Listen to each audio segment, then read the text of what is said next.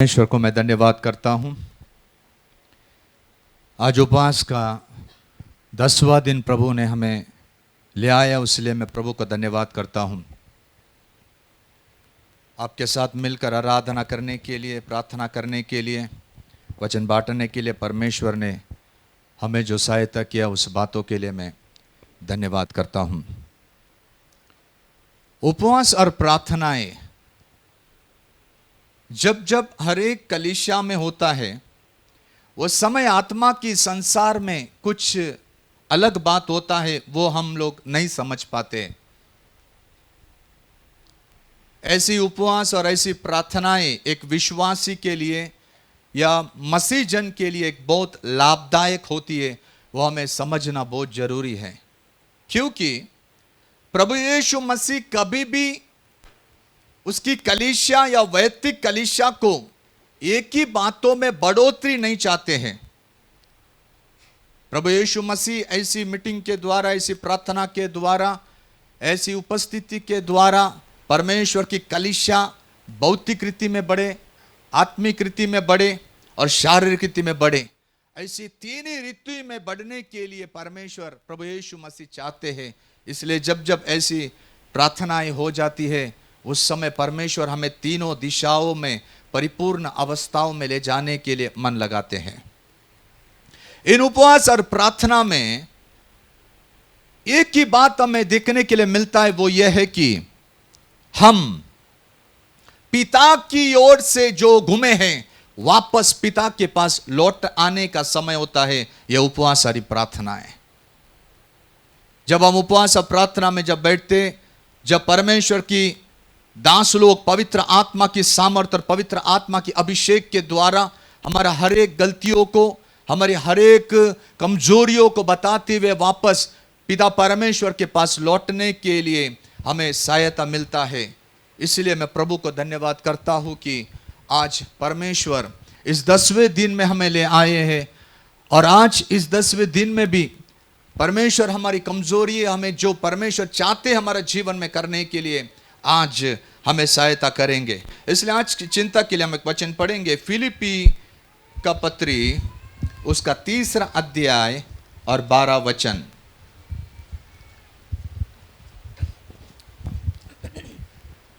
फिलिपी का 3 अध्याय का 12 वाक्य। यह मतलब नहीं कि मैं पा चुका हूँ या सिद्ध हो चुका हूँ, पर उस पदार्थ को पकड़ने के लिए दौड़ा चला जाता हूँ जिसके लिए मसीह यीशु ने मुझे पकड़ा था। ये पत्रिका हम सब जानते, पौलुस ने लिखा वो पत्रिका। आप ध्यान करना, ठीक है?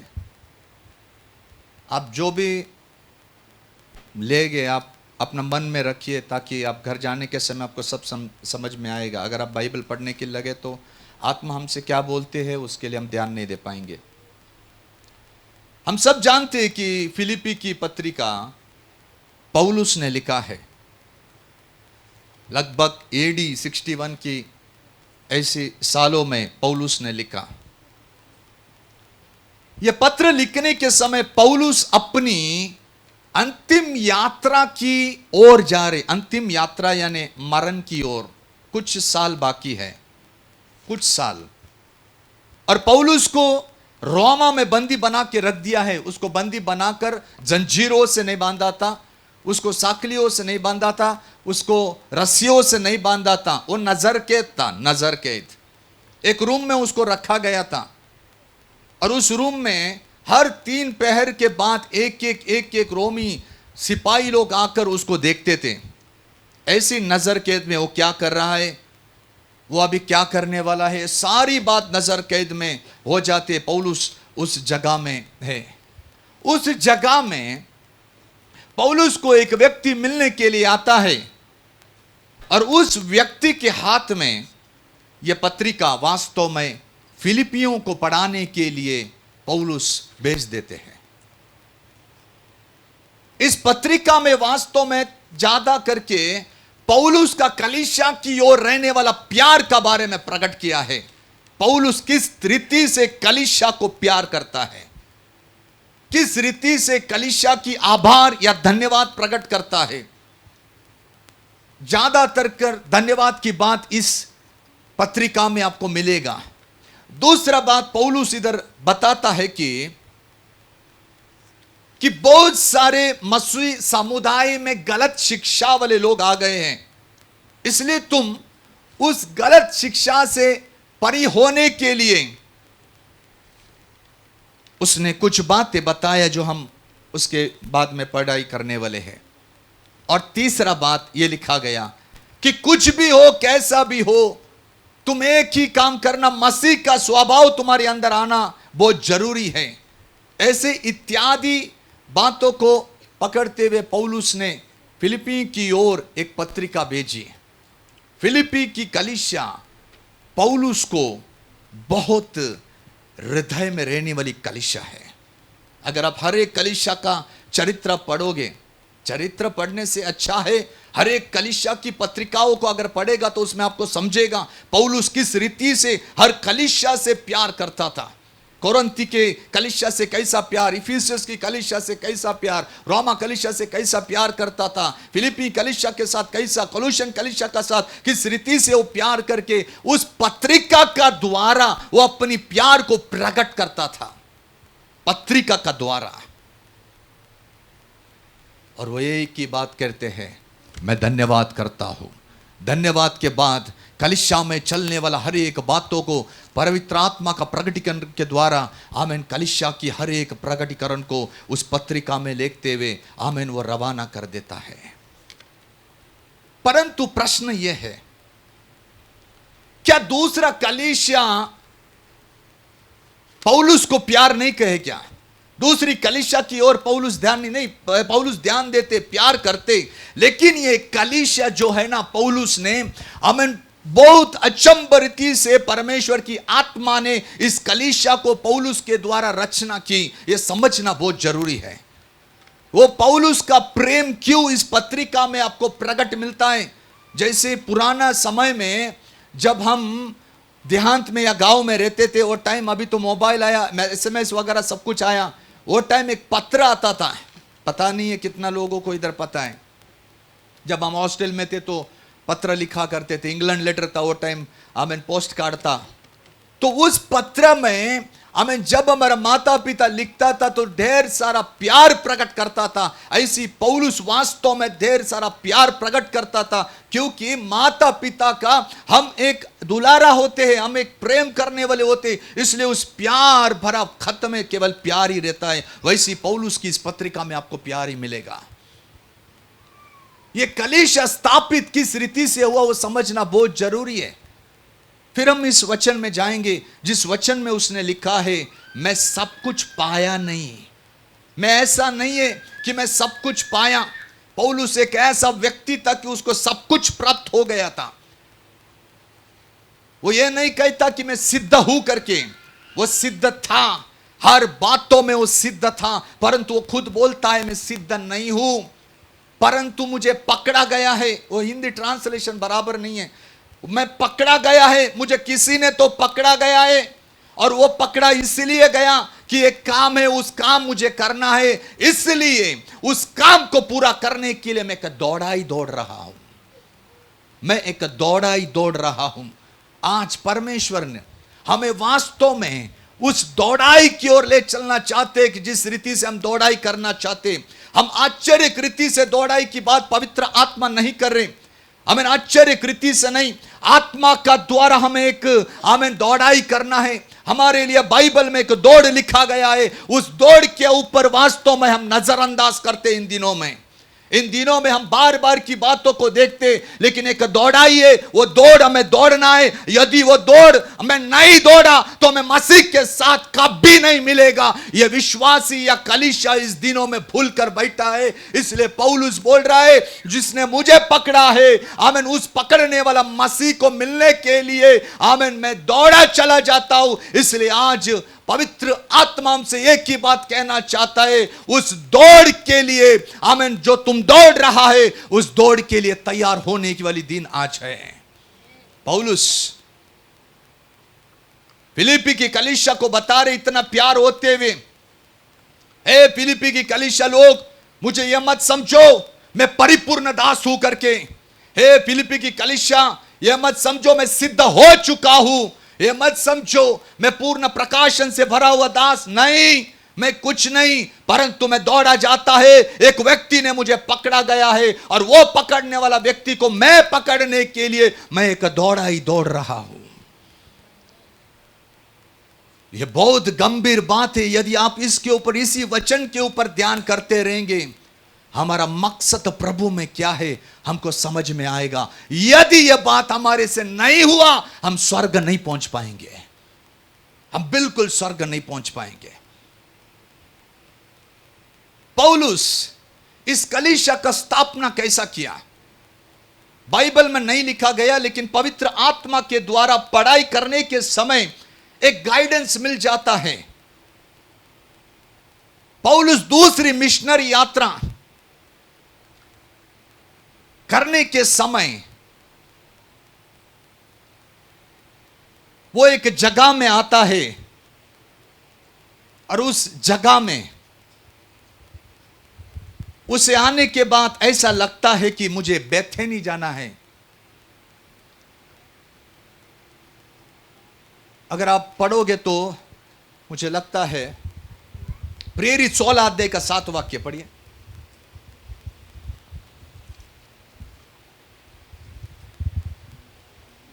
उन्होंने हाँ, मूसिया के निकट पहुंचकर हाँ, बितुनिया में जाना चाहा। बेथोनिया में जाना चाह, ध्यान करना, बेथोनिया में जाना चाहा। पौलुस को बेथेनिया में जाना है, पौलुस को आराधना करने के लिए, पौलुस को प्रचार करने के लिए, पौलुस को सुसमाचार सुनाने के लिए बेथोनिया में जाना है। परंतु हाँ, यीशु की आत्मा ने हाँ, उन्हें जाने न दिया। यीशु की आत्मा ने उन्हें जाने नहीं दिया। थोड़ा हम इधर रुकते अभी।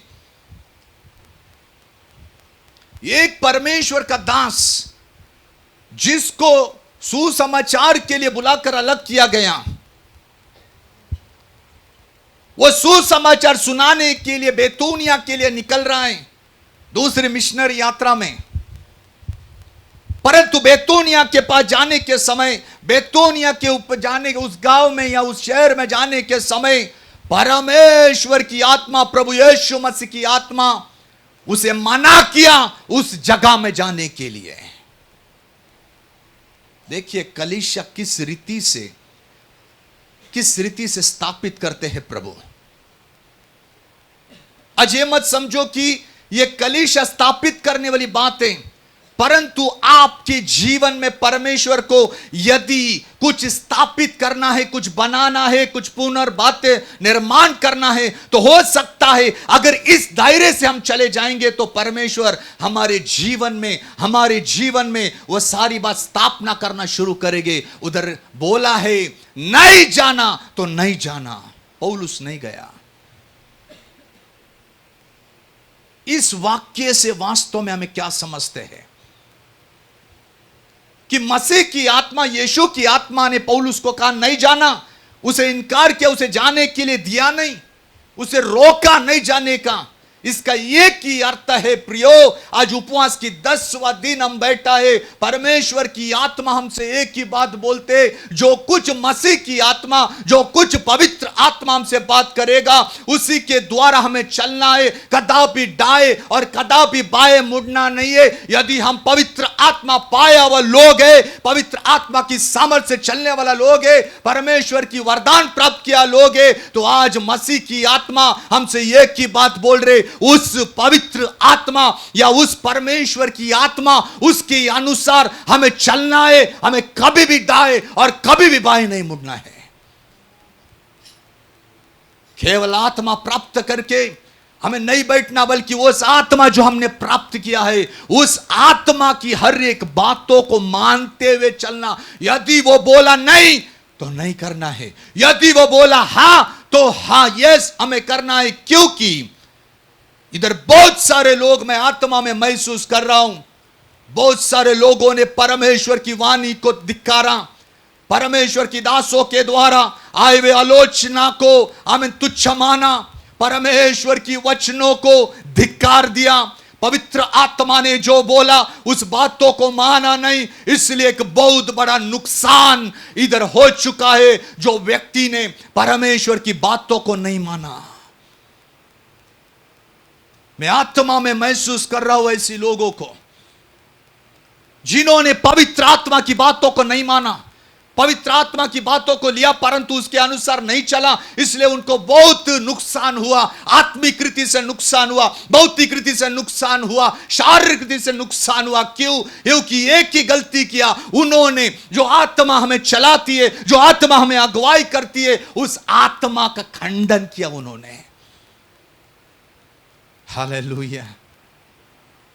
हम आते, आराधना करते, हमें प्रार्थना करते, वचन सुनते, परंतु जो आत्मा हमें दिया गया है उस आत्मा के द्वारा हमें चलना भी है। अगर नहीं चला तो बहुत बड़ा नुकसान होता है। थोड़ा सोचो, आत्मा ने कितना बार कहा गया कि कौन से रास्ता पे जाना नहीं, हमें उस रास्ता पे हम गए। पवित्र आत्मा ने कितना बार हमें रोक के रखा, नहीं ये जॉब नहीं करना, हम वही जॉब किया। ये स्थान में नहीं जाना, वो स्थान में गए। ये घर नहीं लेने का, वो नहीं, हमें ये बात नहीं करना, वो बात करना है। परंतु हमने हमारी शारीरिक आवश्यकताओं के लिए, हमारी शारीरिक खुशी के लिए उस पवित्र आत्मा की बातों को हमें सुनकर अनसुना करके आज एक बहुत बड़ा नुकसान के साथ इस जगह पर हम बैठे हैं। भले आप दास लोग के साथ नहीं बोलोगे, क्योंकि अगर दास लोग के साथ आप बोलोगे तो एक शर्म आ जाएगी।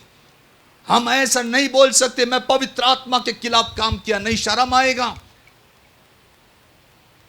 परंतु आज ऐसी लोग जो इस जगह पर बैठा है, पवित्र आत्मा उनसे बात कर रहा है। यही समय है आज, यदि तू मानता है तू मेरी आत्मा को दुखाया है, यदि तू मानता है तू मेरी आत्मा से हमें परी चला गया, तू माना नहीं, तू धिक्कारा, उसे खंडित किया, परंतु आज इस दोपहर के समय तू समर्पण के साथ अगर तू बोलेगा आमीन, परमेश्वर मुझे क्षमा करो, मैं वापस जो बंद दरवाजा है वो खोलने के लिए मैं जा रहा हूं इस समय। आज इसके द्वारा हमने बहुत सारे दरवाजा बंद कर दिए। हम मनुष्य है, हम मनुष्य ने हमें बहुत सारे दरवाजा बंद कर दिए। हो सकता है आत्मिक दरवाजा, हो सकता है भौतिक दरवाजा, हो सकता है शारीरिक दरवाजा, जो आशीष है स्वर्ग से आती है, वो खुद हमने बंद कर दिए हैं। हालेलुया। पौलुस को देखना, इतना बड़ा दास परमेश्वर की आवाज को मानते हुए चलता है। सुसमाचार तो सुनाना है ना, छोटी सी बात है, एकदम छोटी सी बात। सुसमाचार सुनाने में क्या होता है, परंतु पवित्र आत्मा ने मना किया, यीशु की आत्मा ने मना किया, नहीं वो स्थान में नहीं जाना, तुझे मैं दूसरे स्थान में लेके जाने के लिए तैयार कर दिया है। हालेलुया। ये छोटी छोटी वाक्यों से हमें सीखना चाहिए। ये छोटी छोटी बातों से जो हमें बाइबल में लिखा गया बातें पवित्र आत्मा के द्वारा हमारे मन के अंदर डालकर उसके अनुसार चलना चाहिए, नहीं तो बहुत बड़ा एक आत्मिक नुकसान कलीसिया को हो जाते हैं। पौलुस उस बातों को माना, नहीं गया वो दूसरी जगह गया। हाँ। अतः हाँ। वे मूसिया से होकर हाँ। त्रोआस में आए। हाँ। वहाँ पौलुस ने हाँ। रात को हाँ। एक दर्शन देखा हाँ। कि एक मकदूनी पुरुष हाँ। खड़ा हुआ, हाँ। उससे विनती करके कह रहा है, पार उतरकर मकदूनिया में आ। देखिए, त्रोआस में जाने के बाद रात में दर्शन मिला पौलुस को। जो व्यक्ति पवित्र आत्मा की बातों को मानता है, जो व्यक्ति पवित्र आत्मा की बातों को लेकर चलता है, पवित्र आत्मा उसके साथ कार्य जरूर करता है। आज क्यों हमसे पवित्र आत्मा बात नहीं करता? क्यों दास लोग से पवित्र आत्मा बात करते? क्यों मेरे बाजू में रहने वाला उसके साथ पवित्र आत्मा बात करते, मेरे साथ क्यों नहीं? क्यों प्रभु मुझे दर्शन नहीं देते? क्यों प्रभु मुझसे बात नहीं करते? क्यों बाइबल के अनुसार मेरे से बात नहीं करते? कारण ये किए, यदि वो पवित्र आत्मा हमने पाया है तो उस पवित्र आत्मा के द्वारा चलना भी चाहिए। यदि पाया उस आत्मा से द्वारा हम नहीं चलेंगे तो रहने वाला पवित्र आत्मा दुखी हो जाएगा। ये मेरे लिए दुख की बात है। थोड़ा सोचिए, पवित्र आत्मा हमारे अंदर रहते हुए गाइडेंस वो दे रहे, परंतु गाइड हम नहीं हो रहे। वो अंदर के अंदर दुखी होता है।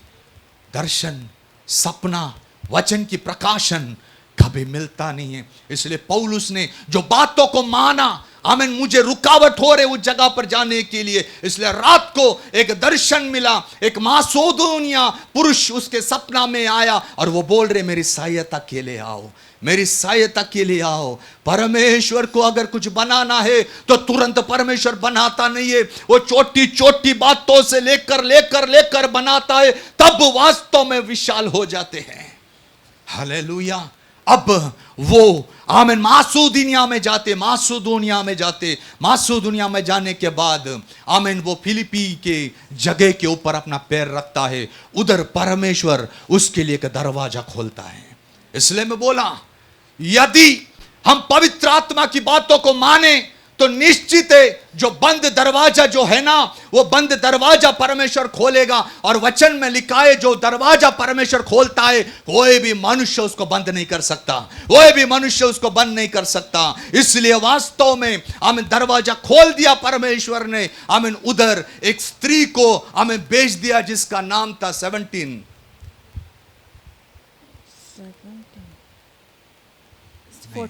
हाँ, उधर एक स्त्री लूदिया करके लिखा गया है 14। हाँ, लूदिया नामक हाँ, थुआतीरा नगर की हाँ, बैंजनी कपड़े बेचने वाली हाँ, एक भक्त स्त्री सुन रही थी। प्रभु ने उसका मन खोला कि वह पौलुस की बातों पर चित्त लगाए। देखिए, बेतूनिया जाने के लिए पौलुस तैयार है, परंतु बेतूनिया के ऊपर जाने के लिए मना किया, नहीं जाने का। परंतु जाना है तुझे मासुदुनिया में, जो रोमा प्रांत का एक बहुत बड़ा शहर है। और उस जगह में जाने के समय जो फिलिपी भी कहलाते हैं, उस जगह में उसको एक पहली स्त्री मिली, लूदिया। परमेश्वर ने उसका मन खोल दिया, परमेश्वर ने उसका मन खोल दिया। क्या समझते प्रियो इस बातों में? रहस्य भरी वचन है। यदि पवित्र आत्मा की बातों के अनुसार यदि आप और मैं चलते तो हर जगह में परमेश्वर मार्ग खोल के रखते। चाहे मनुष्य हो, चाहे हमें प्रभु सरकार हो, चाहे कोई भी क्यों ना हो, परमेश्वर रास्ता खोल देते। परंतु यदि पवित्र आत्मा के द्वारा हम नहीं चले, कोई भी रास्ता परमेश्वर खोलेगा नहीं। हालेलुया। पौलुस आमीन एक पर प्रांत में जाने के समय परमेश्वर ने हमें लूदिया का मन को खोल दिया। पौलुस की प्रचार सुनने लगा। पौलुस की प्रचार सुन के उन्होंने बपतिस्मा लिया। हालेलुया। यदि बेतोनिया में जाता तो उतना कार्य नहीं होता, परंतु फिलिपी में भेज दिया, मासोदुनिया में उसको भेज दिया, क्योंकि परमेश्वर ने उधर एक दरवाजा खोल दिया। इसलिए प्रियो, हमें इस यात्रा में हमें समझ में आता है, यदि हम इन उपवास और प्रार्थना में परमेश्वर से कृपा मांगे, हे पवित्र आत्मा तेरी आवाज को सुनकर चलने के लिए मुझे कृपा दे, हमें मैं चाहता हूं, तो मैं एक परमेश्वर का दास विश्वास के साथ आपको कहता हूं, आपकी हर दरवाजे परमेश्वर खोलना शुरू करेगा यीशु मसीह का नाम से। हालेलुया। हो सकता है उस परिवार में प्रार्थना शुरू हो गया रहेगा, लूदिया का घर में। पहले कलीसिया वास्तव में 50 लोग, 1000 लोग, 100 लोग नहीं थे। जिस घर में 15, जिस घर में 10 लोग आमीन इकट्ठा हो गए, वो कलीसिया होती थी। हो सकती लूदिया के घर में आराधना शुरू हो गया रहेगा। एक दिन पौलुस और सिलास प्रार्थना के लिए जा रहे। किधर लिखा? 16। हाँ, जब हम हाँ, प्रार्थना करने की जगह जा रहे थे, हाँ, तो हमें एक दासी मिली, हाँ, जिसमें भावी कहने वाली आत्मा थी। यस, और हाँ, और भावी कहने से अपने स्वामियों के लिए बहुत कुछ कमा लाती थी। हाँ। अब वो प्रार्थना में जा रहे दोनों जन, दोनों प्रभु के दास लोग। यात्रा देखो किस रीति से हो रही है, कैसे परमेश्वर एक एक लोगों को इकट्ठा कर रहे हैं। उसी रीति से इधर कलीसिया इकट्ठा करने के समय आप उधर आपकी आशीषें, आपने खोया हुआ बातों को, आपने गवाया उस बातों को याद करना। प्रभु एक एक एक एक किस रीति से इकट्ठा कर रहा है और करेंगे। इधर वो प्रार्थना के लिए जा रहे, उधर एक लड़की थी जो भविष्यवाणी की आत्मा से भरी थी, शैतान की भविष्यवाणी की आत्मा। और वो भविष्यवाणी, उसका जो सेठ था या बॉस था, उसके लिए वो कमाती थी। कोई भी उसके सामने आते थे, वो भविष्यवाणी करती थी। भविष्यवाणी करने के बाद आमीन, लोग उसे पैसा देते थे। ऐसा कर करके कमाई साधन हो गया था वो। परंतु एक दिन जब पौलुस और सिलास का इस लड़की के साथ भेंट हो गया, ठीक है, उस समय एक बात हुआ। आज उस बातों को भी देखना है। हाँ, वह पौलुस के वहां और हमारे पीछे आकर हाँ। चिल्लाने लगी, हाँ ये मनुष्य हाँ परम प्रधान परमेश्वर के दास है, हाँ, जो हमें उद्धार के मार्ग की कथा सुनाते हैं। हालेलुया।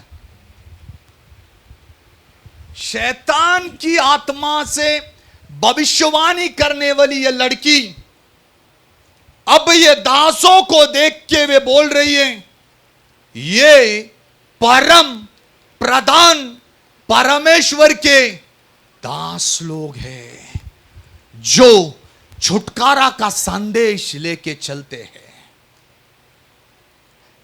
कौन बोल रहे? विश्वासी? कौन बोल रहे? एक दुष्ट आत्मा पकड़ी हुई एक लड़की, जिसमें से भविष्यवाणी की आत्मा बाहर निकलती है।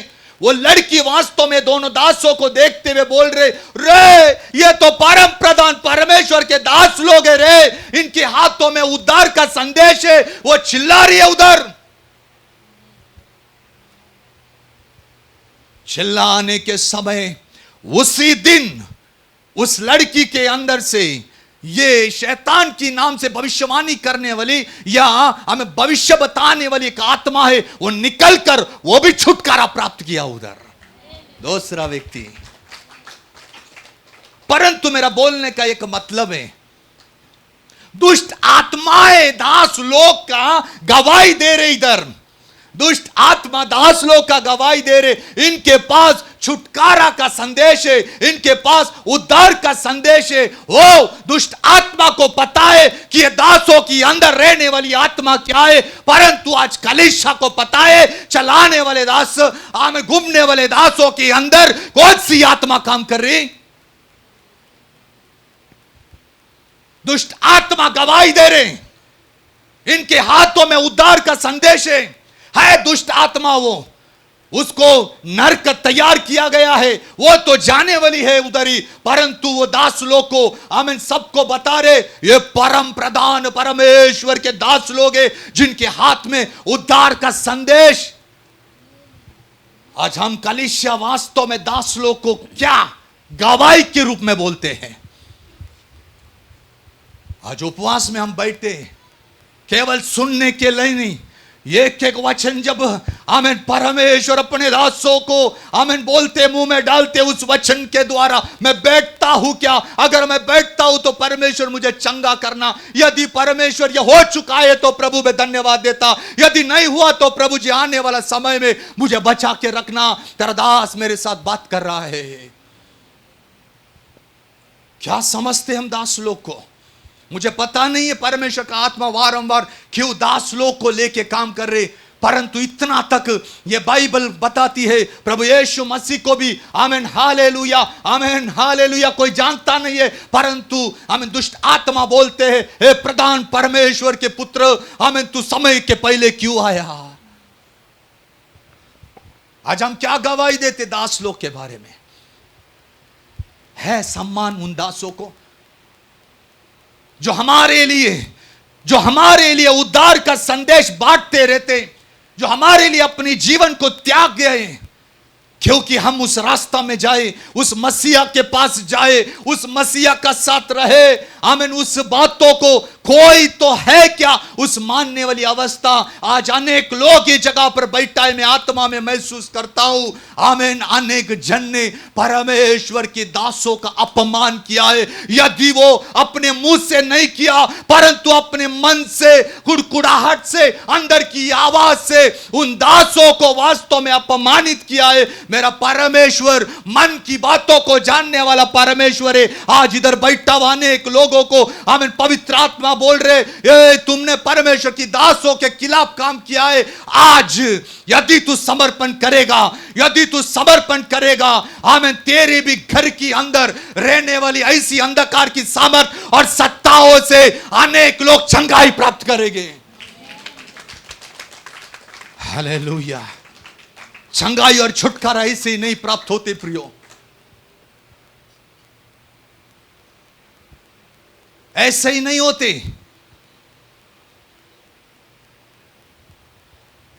एक उदाहरण मैं आपको देता हूं।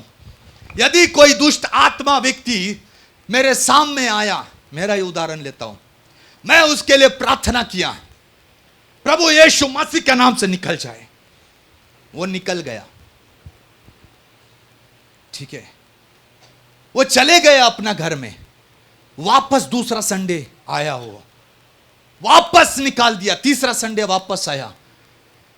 वो सही कर रहा है, गलती किसका है बोलो? विश्वासी लोग तो बोलेंगे पास्टर चेंज कर दो, पास्टर के अंदर पावर नहीं है। पावर सब सेम है, ऐसा नहीं है, सबको समान दिया है। वो समर्पण के ऊपर डिपेंड होता है। परंतु ऐसी बात मेरे से हुआ, इसलिए मैं बोल रहा हूं। मैं जब प्रभु का सानिध्य में बोलने लगा, प्रभु मुझे ना शर्म आता है, प्रभु एक दुष्ट आत्मा अगर निकला तो वही अगला संडे निकालने के लिए प्रभु ने कहा, आमीन, सुनाया। वो वचन के अनुसार वो व्यक्ति नहीं रहते, आमीन, वचन नहीं सुनते, वो केवल आकर इधर बैठते और चले जाते, केवल दुष्ट आत्मा निकालने के लिए इधर आते। यदि मेरा वचन उसके अंदर जाएगा ना, आमीन, रोज रोज का प्रार्थना करना तेरा बंद हो जाएगा। गलती किसका? इसलिए वो करेगा, मैं प्रार्थना करूंगा, चले जाएगा, परंतु यदि वचन उसके अंदर नहीं जाएगा तो वापस उसको सताएगा। उसी रीति से अगर हमें आशीष चाहिए परमेश्वर से तो हमें करना है वचन के अनुसार। यदि परमेश्वर जो बोलते वैसे हमें करना है तो हमें मिलने वाली बात, आने वाला चीज होती है। उधर लिखा है उसी दिन वो छुटकारा पाया, उसी दिन छुटकारा पाया। उधर लिखा गया नहीं, परंतु मैं विश्वास करता हूं वो भी उस कलीसिया का हिस्सादार रहेगा, क्योंकि बहुत बड़ा दुष्ट आत्मा से उसे छुटकारा मिलता है। प्रभु हमें लूदिया का परिवार को पकड़ता है, हो सकता है लड़की को पकड़ा, अभी तीसरे जन को पकड़ रहा है। 25 अध्याय 16 का 25। आधी रात के लगभग हाँ, पौलुस और सीलास 31। उन्होंने कहा, हाँ, प्रभु यीशु मसीह पर विश्वास कर। यस। अभी देखो इधर क्या हो रहे, वो लड़की तो चंगा हो गई, परंतु पौलुस और सीलास को अच्छा काम करने के लिए, ठीक है, अच्छा काम उन्होंने किया, परंतु वो लड़की के ऊपर प्रभुता करने वाला उसका प्रभु इन दोनों प्रभु के दास को जेल में डाल दिया। जेल में अच्छा काम किया तभी भी उनको जेल में डाला दिया। थोड़ा सोचो ये दास की हालत क्या होगा, ठीक है। हम भी कभी कभी अच्छा काम करते किसी के लिए, परंतु उस अच्छा काम के लिए यदि हम सजा प्राप्त करते तो कितना दर्द होता है क्या नहीं? अच्छा काम के लिए शाबाश की, आ हा हा हा ऐसे बोलेंगे हम, परंतु अच्छा काम के लिए यदि हमें सजा भोगना है तो बहुत दर्द होता है। परंतु ये प्रभु के दासों को कुछ नहीं है, ये पौलुस और सिलास को कुछ नहीं है। ये प्रभु के दास लोग आनंद के साथ वास्तव में आमीन आराधना कर रहे आराम से, आमीन, कुछ उनको तकलीफ नहीं, आराधना कर रहे। आराधना करने के समय परमेश्वर ने उस बंदी गृह में भूकंप भी डाल दिया। और वो दरोगा मारने के लिए तैयार, अपनी तलवार लेके गर्दन पे रख दिया उसने। ये दोनों दासों ने कहा, हे आमीन, तुम अपने आप को दुख नहीं पहुंचाने का, हम देखो हम इधर ये दोनों जन, तुम केवल एक मात्र करो, तू विश्वास कर, तू विश्वास कर, तेरा घराना भी उद्धार में आ जाएगा, तेरा घराना भी उद्धार में आ जाएगा। दरोगा बोला, यस ऐसा है क्या, लो मैं समर्पण करता हूं। पौलुस ने उनको वचन सुनाया, रात में भी बपतिस्मा दिया, कलीसिया निर्माण हो गया। इसी रीति से शुरुआत की कलीसिया शुरुआत हुई उधर फिलिपी की। उस फिलिपी की कलीसिया किस रीति से पौलुस की यात्रा का द्वारा स्थापित हुआ, इसलिए उसको अपने हृदय में प्रेम है।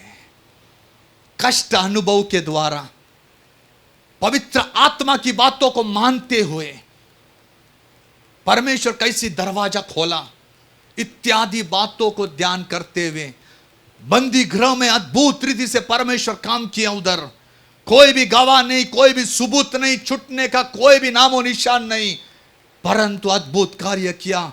और वहां पर परमेश्वर ने कलीसिया को स्थापित किया, जिसको हम फिलिपी कलीसिया बोलते हैं। ये कलीसिया को अपनी कुछ साल के बाद मरण के पहले एक चिट्ठी में लिखता है, वो जो हमने सुनाया उस वचन हम पढ़ेंगे वापस। यह मतलब नहीं कि मैं पा चुका हूँ, ये मतलब नहीं है कि मैं पा चुका हूं या सिद्ध हो चुका हूँ, क्या सिद्ध हो चुका हूं, पर हाँ, उस पदार्थ को पकड़ने के लिए, उस पदार्थ को पकड़ने के लिए दौड़ा चला जाता हूँ। दौड़ा चला जाता हूं। यानी पौलुस इधर कलीसिया को एक दौड़ के विषय कहते, ध्यान करना इधर मेरे पास, दौड़। ये वो दौड़ नहीं है जो हम हमारे पैरों से दौड़ाई करते हैं, शारीरिक कृति की दौड़ाई नहीं है, ये आत्मिक कृति की दौड़ाई है। हर एक विश्वासी जो प्रभु में जन्म लेता है, प्रभु में जन्म लेता है, उसे ये दौड़ाई करना है। यदि वो दौड़ाई नहीं करेगा तो वो अपनी लक्ष्य तक नहीं पहुंच पाएगा, वो प्रभु यीशु मसीह तक नहीं पहुंच पाएगा, इसलिए उसे दौड़ाई करना है।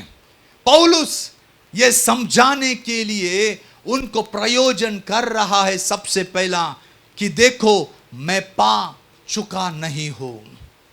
मराठी बाइबल में क्या लिखा है?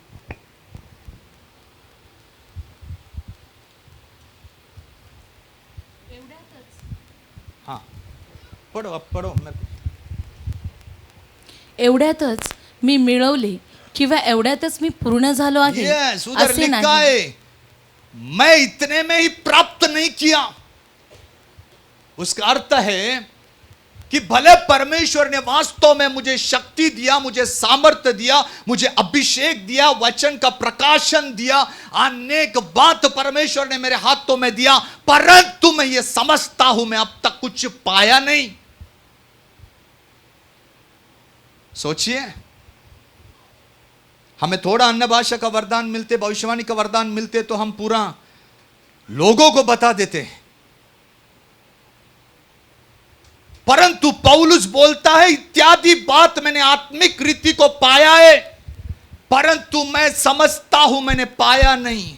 दूसरा लिखा है मैं खुद को ऐसा समझता हूं कि मैं अभी तक सिद्ध नहीं हुआ। अगर पौलुस की पत्रिका अगर हम पढ़ेगा तो पौलुस की अंदर हम सिद्धता को देख सकते हैं। ही इज अ परफेक्ट, हर बातों में परफेक्ट होने के लिए, सिद्ध होने के लिए पौलुस अपने आप को परमेश्वर के हाथों में देते हुए चलने वाला परमेश्वर का दास है। वो कहते हैं ना मैं सिद्ध हूं, ना मैं आत्मिक चीज पाया है, अब तक नहीं पाया, परंतु मैं पकड़ा चुका हूं। ऐसा लिखा है, मैं पकड़ा चुका हूं।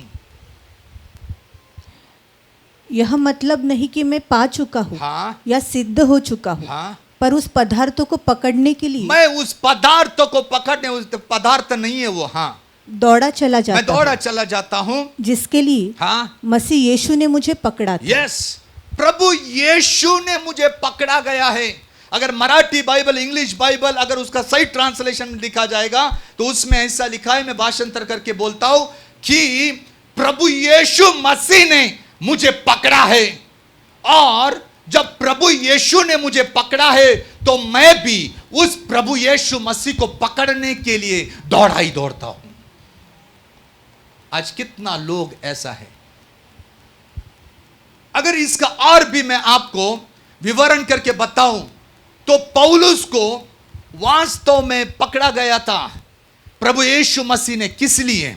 आमीन। अगर प्रेरित 9 अध्याय का 15 वाक्य में आप पढ़ोगे तो प्रभु यीशु मसीह ने पौलुस को एक बातों के लिए पकड़ा गया था। हाँ, पढ़िए। परंतु प्रभु ने उससे कहा तू चला जा, क्योंकि वह तो हाँ अन्य जातियों हाँ और राजाओं हाँ और इसराइलियों के सामने हाँ मेरा नाम प्रकट करने के लिए हाँ मेरा चुना हुआ पात्र है। हाँ, ठीक है। किस लिए पकड़ा था पौलुस को? इधर देखिए मेरे पास, सिर्फ आप जॉट डाउन करके आप घर पे पढ़ सकते हैं, बहुत समय आज उपवास प्रार्थना में। पौलुस को प्रभु यीशु मसीह ने क्यों पकड़ा था? कि पौलुस प्रभु यीशु मसीह के हाथों में रहने वाला एक अच्छा पात्र है। उस पात्र के द्वारा परमेश्वर अपनी सेवकाई करवा लेना वाला है। और दूसरा, इस पृथ्वी के ऊपर प्रभु का दुख किस रीति से सहन करना है, उसको उसी के लिए बुलाकर अलग किया गया। एक दुख को सहन करने वाली बात, इसीलिए पौलुस को पकड़ा गया। पौलुस कौन है? पौलुस बुद्धिमान है, तौरा की पंडित है वो। उसको अगर तौरा का बात अगर पूछेगा वो मुंह जवाब देगा। वो उसके पास ज्ञान है, विधि ज्ञान है उसके पास।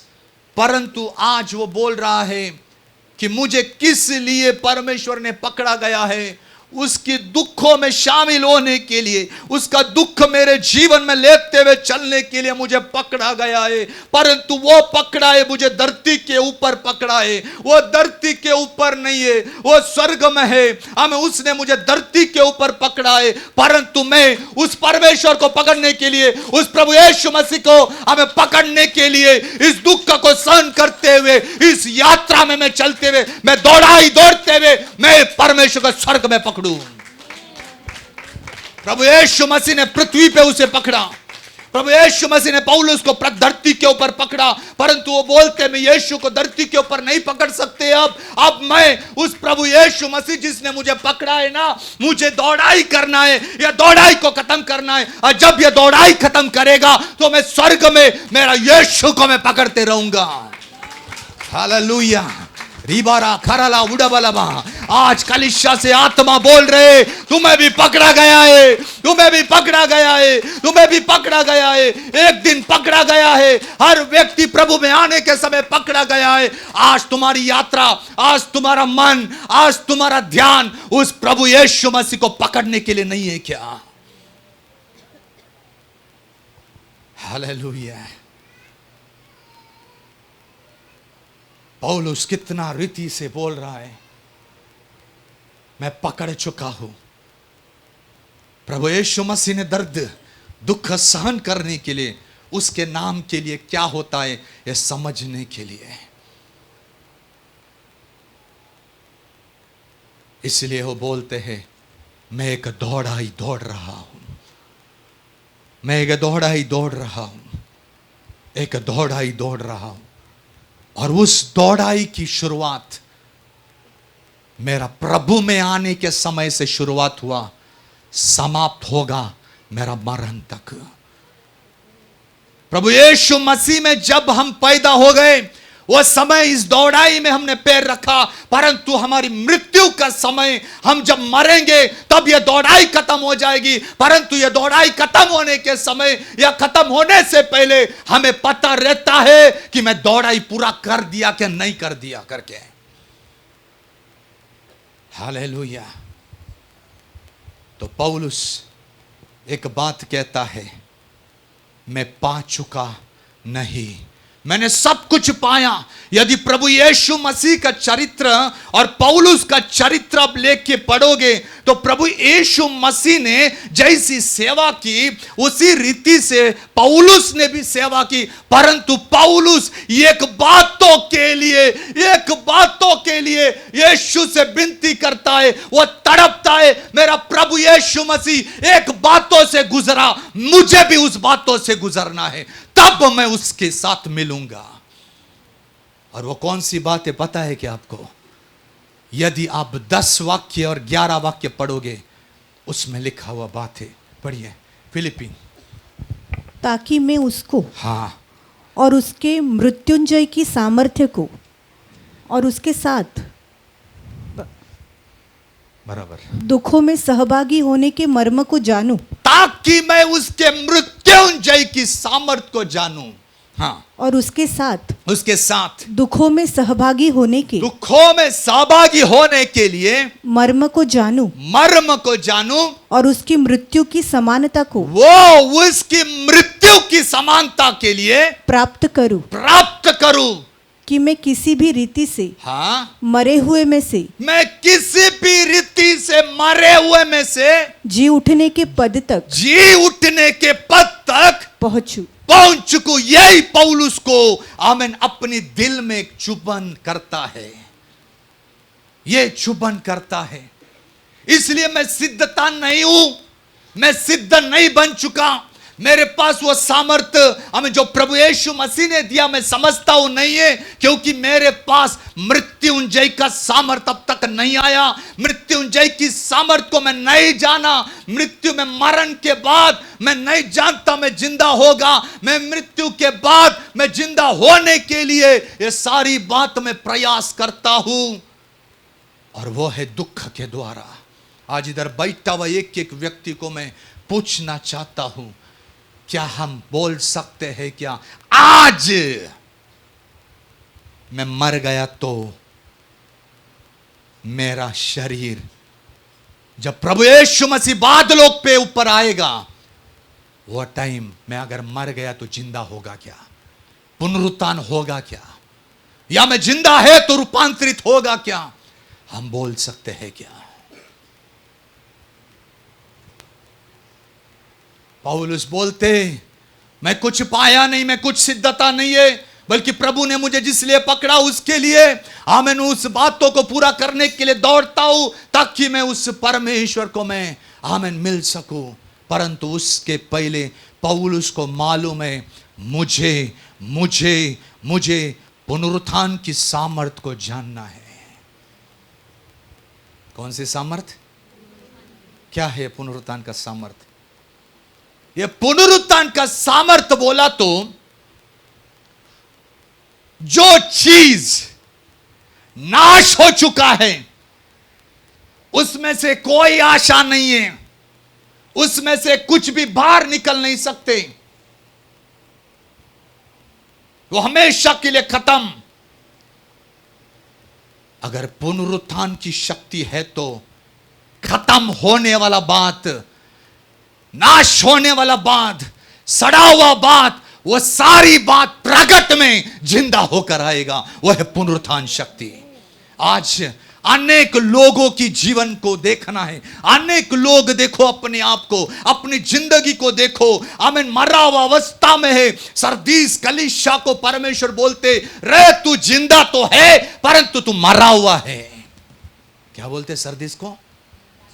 हाँ, यानी परमेश्वर देख रहे अंदर आत्मा मर गया, लेकिन बाहर से वास्तव में सरदीस कलीसिया को बोल रहे रे तू मरा हुआ मेरे सामने लेकिन जिंदा दिख रहे, इसलिए तू मन फिरा। पुनरुत्थान की शक्ति आज थोड़ा सोचो, कितने लोग ने अपनी जीवन को नष्ट कर दिया है, आमीन। कितना लोगों ने अपनी आंखों को नष्ट कर दिया है। वो पहले जैसा दर्शन नहीं है, वो पहले जैसा भविष्यवाणी नहीं है, वो पहले जैसा सेवा नहीं है, वो पहले जैसा आनंद नहीं है, वो पहला जैसा समाधान नहीं है, ना खुशी है ना चैन है। केवल परमेश्वर का सानिध्य में रोते हुए हम बैठते हैं, हमारी परिस्थिति को बदल दीजिए, बदल दीजिए। परंतु परमेश्वर आज बोल रहा है कलीसिया से, मुझे पुनरुत्थान का सामर्थ्य तुम्हें देना है, ताकि वो पुनरुत्थान का सामर्थ्य के द्वारा तुमने नष्ट किया हुआ, तुम्हारे द्वारा गया हुआ, तुम्हारा द्वारा आमीन हर बात जो आमीन गवाया, वो वापस पुनर्स्थापन में करूंगा। हालेलुया। यह सामर्थ्य वास्तव में हल्का नहीं है प्रियो। केएम हॉस्पिटल में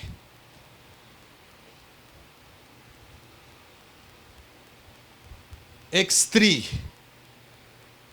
काफी साल पहले की गवाही है, उसको अपने ससुर ने पीठ में वो कुल्हाड़ी मार दिया था।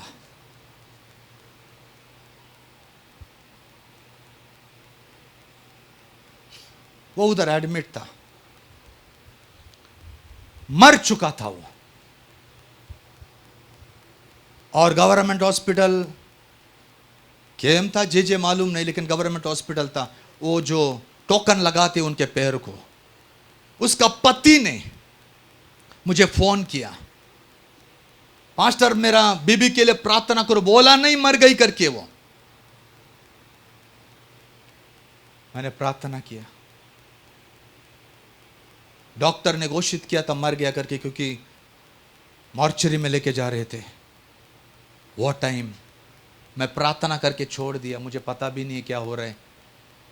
बाद में कई महीना का बाद जब मैं उस बहन से मिलने के लिए गया, तो वो बोले पास्टर मेरा पति ने बोला मैं मर चुका था, परंतु जब आपने जो प्रार्थना किया मेरे कान को लगाकर, आमीन, फोन लगाया मेरा पति ने, उसी समय श्वास मेरे अंदर काम करने लगा। यह पुनरुत्थान का सामर्थ्य। मैंने एक ही प्रार्थना किया था उधर, प्रभु तेरी पुनरुत्थान की शक्ति, मुझे पता नहीं है वो मर गई करके, मेरे मुंह से निकलने वाला शब्द यह था, मेरे प्रभु तेरी पुनरुत्थान की सामर्थ्य उस बहन के अंदर आने दे। इसलिए शब्द जब आता है पुनरुत्थान, वो पौलुस बोलता है जब तक मैं इससे जाता नहीं है तब तक मेरा मसीह के साथ मिल नहीं सकता। मैं हर एक व्यक्ति को जाना है प्रियो, परंतु एक यात्रा है, उस यात्रा के अनुसार वास्तव में हमें चलना है। हालेलुया। आगे वास्तव में आमीन क्या लिखता है, आमीन 14वां वाक्य फिलिपिन 3:14, निशाने की ओर दौड़ा चला मैं जाता निशाने की ओर दौड़ा चला जाता हूं, ताकि वह इनाम पाऊं, वो इनाम पाऊं जिसके लिए परमेश्वर ने मुझे मसीह यीशु में ऊपर बुलाया है। किधर बुलाया? यस, पुनरुत्थान के बिना कोई ऊपर जाएगा? इंसान जब मरता है पुनरुत्थान होगा, और पुनरुत्थान के द्वारा ही स्वर्ग जाना है। यानी यात्रा हमारी मरण तक है, दौड़ाई हमारा मरण तक है। उसके बाद वास्तव में मसीह को मिलना प्रारंभ हो जाते हैं। एक लक्ष्य की ओर दौड़ रहे में, क्या है वो लक्ष्य? जिसने मुझे पकड़ा है, आज हम लोग को पकड़ा प्रभु ने। हो सकता है किधर किधर किधर आप रहोगे, वो जगह में परमेश्वर ने दासों के द्वारा आपको पकड़ा, और आज आप इधर है। आज वही पौलुस बोलता है मुझे पकड़ने वाला उस मसीह, आमीन, वो स्वर्ग में है, उसने मुझे धरती पर आमीन पकड़ा। अब मैं पुनरुत्थान के द्वारा मैं आमीन मेरा परमेश्वर के पास, प्रभु यीशु मसीह के पास आऊं। 15वां वाक्य में आमीन एक बात लिखा है, हाँ, हम में से जितने सिद्ध है यह विचार रखे, और यदि किसी बात में तुम्हारा और ही विचार हो तो परमेश्वर उसे भी तुम पर प्रकट कर देगा। पौलुस वास्तव में बोलते कि यह सारी बात तुम पर भी प्रकट होगा, परंतु अब किस लिए, किधर इनाम है, वो देखने के लिए 20 वचन पढ़ेंगे। 20 वचन 320, उसमें लिखा है हमारा स्वदेश, आमीन, हमारा स्वदेश स्वर्ग है। हाँ। पर हमारा स्वदेश हमारा स्वदेश स्वर्ग पर है। किधर है? किधर है? किधर है? मुंबई में नहीं। इनाम वास्तव में स्वदेश में ही मिलेगा। इनाम स्वदेश में ही मिलेगा, और वो स्वदेश में आपको और मुझे पहुंचने के लिए पौलुस कहते हैं मुझे पुनरुत्थान की शक्ति से गुजरना होगा, मुझे पुनरुत्थान होना पड़ेगा। और इस पुनरुत्थान के लिए वास्तव में हमें आमीन परमेश्वर की दास लोग धरती के ऊपर दिए, जो उद्धार की वचन हमें हर समय सुनाते सुनाते सुनाते आखिरी मरण तक सुनाते। क्यों?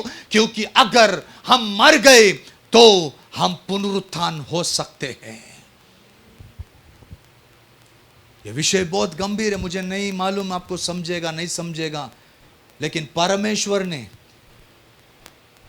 मुझे परसों सुबह मुझे कहा कि इस वचन को तुझे सुनाना है।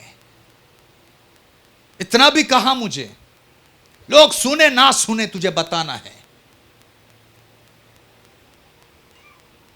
क्योंकि मेरा आना शीघ्र है। अभी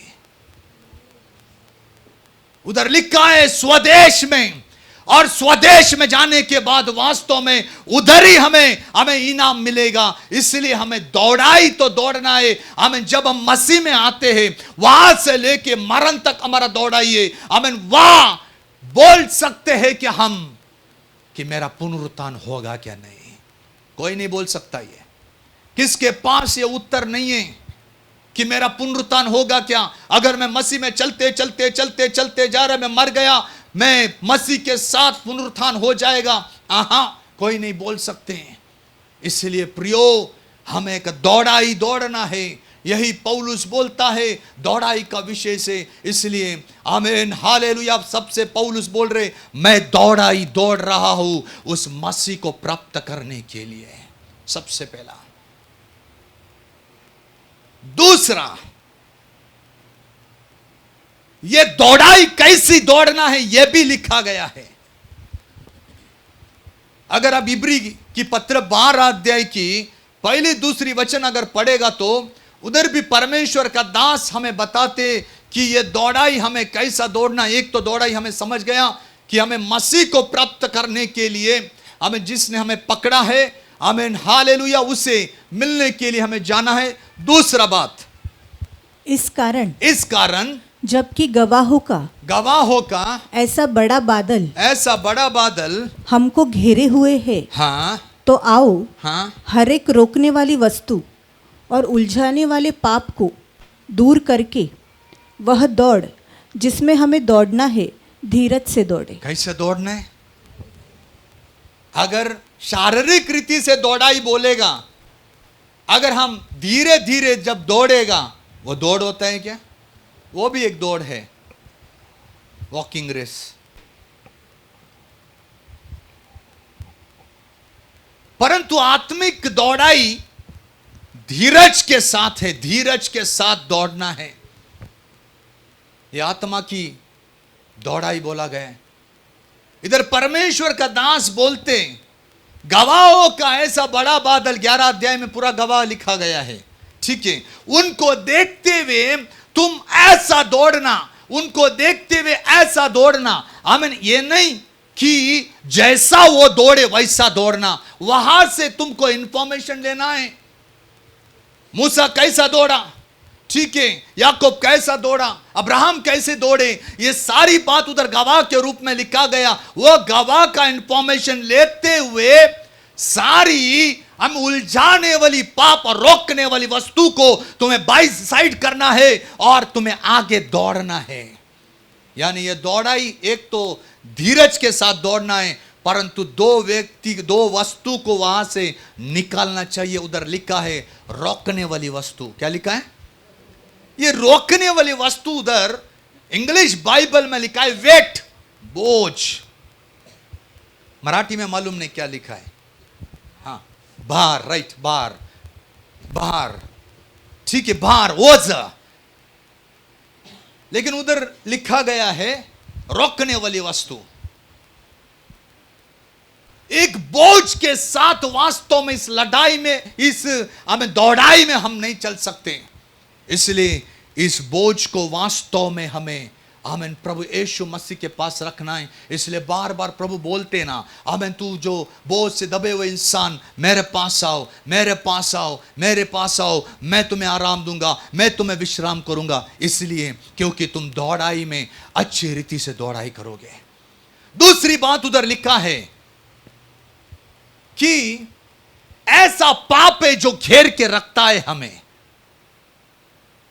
उधर लिखा है हाँ उलझाने वाले। लेकिन इंग्लिश बाइबल में अगर उसका ट्रांसलेशन अगर देखा जाएगा तो ऐसा पाप है जो हमें घेर के रखता है हर समय।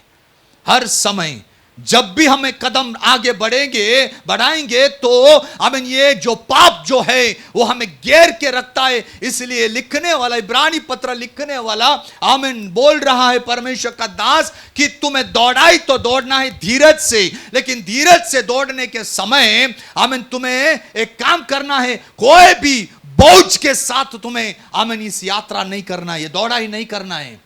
और सावधान, ऐसा कोई पाप है जो पाप तुम्हें सहज रीति से आमीन इस दौड़ाई में हमें ना दौड़ने देने के पराजय कर देगा। ऐसी बातों के ऊपर तुम ध्यान देना। और एक बात करना, विश्वास का कर्ता उसके ऊपर तुम अपना नजर देना। किसके ऊपर? किसके ऊपर? बोलिए ना जोर से। यानी ये जो हमें बोला है काम करने के लिए, एक जो पाप हमारे आजू बाजू में रहते हैं जिसे हम साहजिक पाप बोलते हैं। साहजिक, ये किया तो क्या पाप है? हम ऐसा बोलते हैं। वो सहज किया पाप, वो जो पाप ऐसे घेर के रखते हैं। जैसे उदाहरण, एक उदाहरण के रूप में बोलता हूं, अगर मैं आज प्रार्थना नहीं किया तो क्या पाप है? अगर मैं कलीसिया में नहीं गया तो पाप है। यदि मैं दशवंत नहीं दिया यह पाप है। ठीक है। यदि मैं दास के खिलाफ बोल दिया कि यह पाप है। यह साहजिक पाप है। इसको बोलते, प्रभु बोलते यह नहीं चाहिए, यह पाप है। इसको दूर करने के लिए और जो हमें तुम्हारे ऊपर बोझ है उसको हटाकर ये दो बात करना है। और तीसरा बात, अपनी आंखों से प्रभु यीशु मसीह को जो विश्वास का करता है उसे देखते रहना है। आज मसीह कलीसिया ने मसीह को बाईपास कर दिया है। बाईपास कर दिया है।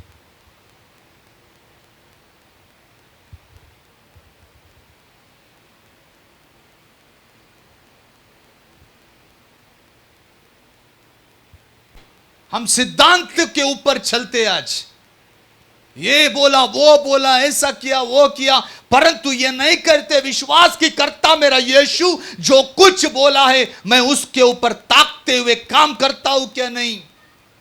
ये बात बोल चुका है आज। इसलिए उधर लिखा है, लिखने वाला बोल रहा है तुम मसीह की, तुम यीशु को ताकते रहो जो विश्वास का करता है। उसने अपनी दौड़ाई कैसे खत्म कर दिया। एक ही बात है, अगर इस यात्रा को पूरा करना है तो प्रभु यीशु मसीह की आंगिक जीवन जो होता है 33.5 साल के ऊपर फोकस करना बहुत जरूरी है। यदि मैं बोलता हूं, यदि ये 33.5 सालों में प्रभु यीशु मसीह ने किए हुए सारे कामों को यदि हमारी नसों में, हमारे खून में, रग रग में अगर बच जाएंगे तो हम भी मसीह का जैसे बन जाएंगे। हम भी मसीह के समान बन जाएंगे। 12 साल तक हम मंदिर में देखते हैं उसे। 12 साल। आज कलीसिया में लोग मंदिर में आने के लिए, चर्च में आने के लिए मन नहीं है। ना संडे, ना फ्राइडे, ना वेडनेसडे, घर में बैठ जाते हैं। कैसा इस दौड़ाई में हम जय प्राप्त करेंगे। आज दास लोग तो विश्वासी लोग को छोड़ दिया बोलने के लिए तुम कलीसिया में क्यों नहीं आते, क्योंकि सीधा बोलते हमारा मन नहीं है। और जो ऐसे बोलते जिसको मन नहीं है, उसको समझने का उसको शैतान का ही मन मिला है, इसलिए अपने घर में बैठता है, क्योंकि वो नहीं जानता विश्वास का कर्ता हर साबत दिन में आमीन वो आराधना में जाता था, आराधना में बैठता था। यदि विश्वास का कर्ता यदि कलीसिया में जाता था तो हमें भी जाना बहुत जरूरी है। हालेलुया। साहजी का पाप ही है। मेरा प्रभु यीशु मसीह अपना माता पिता की अधीन में था, 30 साल तक अधीन में था। आज बच्चे लोग देखना, ना कोई माता पिता के अधीन में रहने के लिए प्रयत्न कर रहे हैं। कैसे उस दौड़ाई को पूरा कर देंगे? कैसा? पिछले समय में प्रार्थना करने के समय प्रभु ने मुझे एक बात बताया। वो बात ऐसा है कि आजकल के विश्वासी लोग एकदम पक्का, मेरे जन एकदम पक्का है। आमीन। हर बात प्रार्थना, आराधना, वचन, पवित्र आत्मा का सामर्थ और शक्ति के साथ आमीन वो लोग रहते हैं। आमीन। इसलिए आमीन दुश्मन या शत्रु शैतान आमीन उनका सामना नहीं कर पाएंगे। इसलिए शैतान ने भी बोल दिया इनके साथ लड़के कुछ फायदा नहीं है, इनके साथ हम नहीं लड़ेंगे। परंतु इनकी जो पीढ़ी को हम नाश करेंगे, ताकि आमीन ये जो अब कलीसिया में बैठते हैं, आने वाला दिनों में इनके बच्चे कदापि कलीसिया में नहीं बैठेंगे। यह शैतान की योजना है।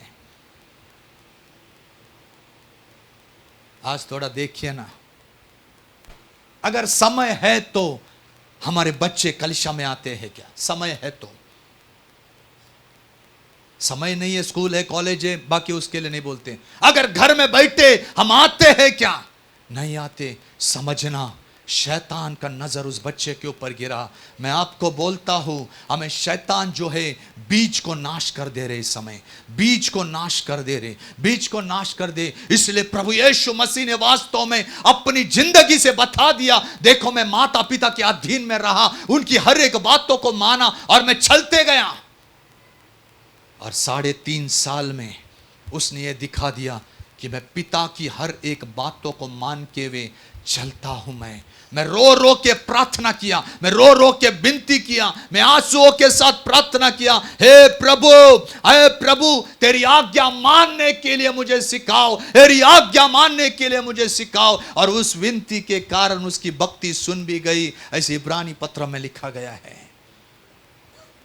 इसलिए उधर लिखा है यह दौड़ाई भले आप कर सकते हैं, परंतु आपके बच्चे भी ये दौड़ाई में हिस्सा ले रहे। वो भी बच्चा विश्वास की कर्ता को देखते हुए आगे बढ़ने के लिए हम इन दिनों में हम माता पिता प्रार्थना करना बहुत जरूरी है। केवल पास्टर लोग नहीं, हम माता पिता भी अपने बच्चे लोग के लिए प्रार्थना करना चाहिए कि मैं इस विश्वास की हमें दौड़ को मैं जो आगे लेके चल रहा हूं, मैं मरण के बाद मेरा बच्चा भी उस विश्वास की कश्ती को या उस विश्वास को इस कलीसिया में चलने के लिए प्रभु सहायता करेंगे। हर माता पिता ने यह प्रार्थना करना चाहिए।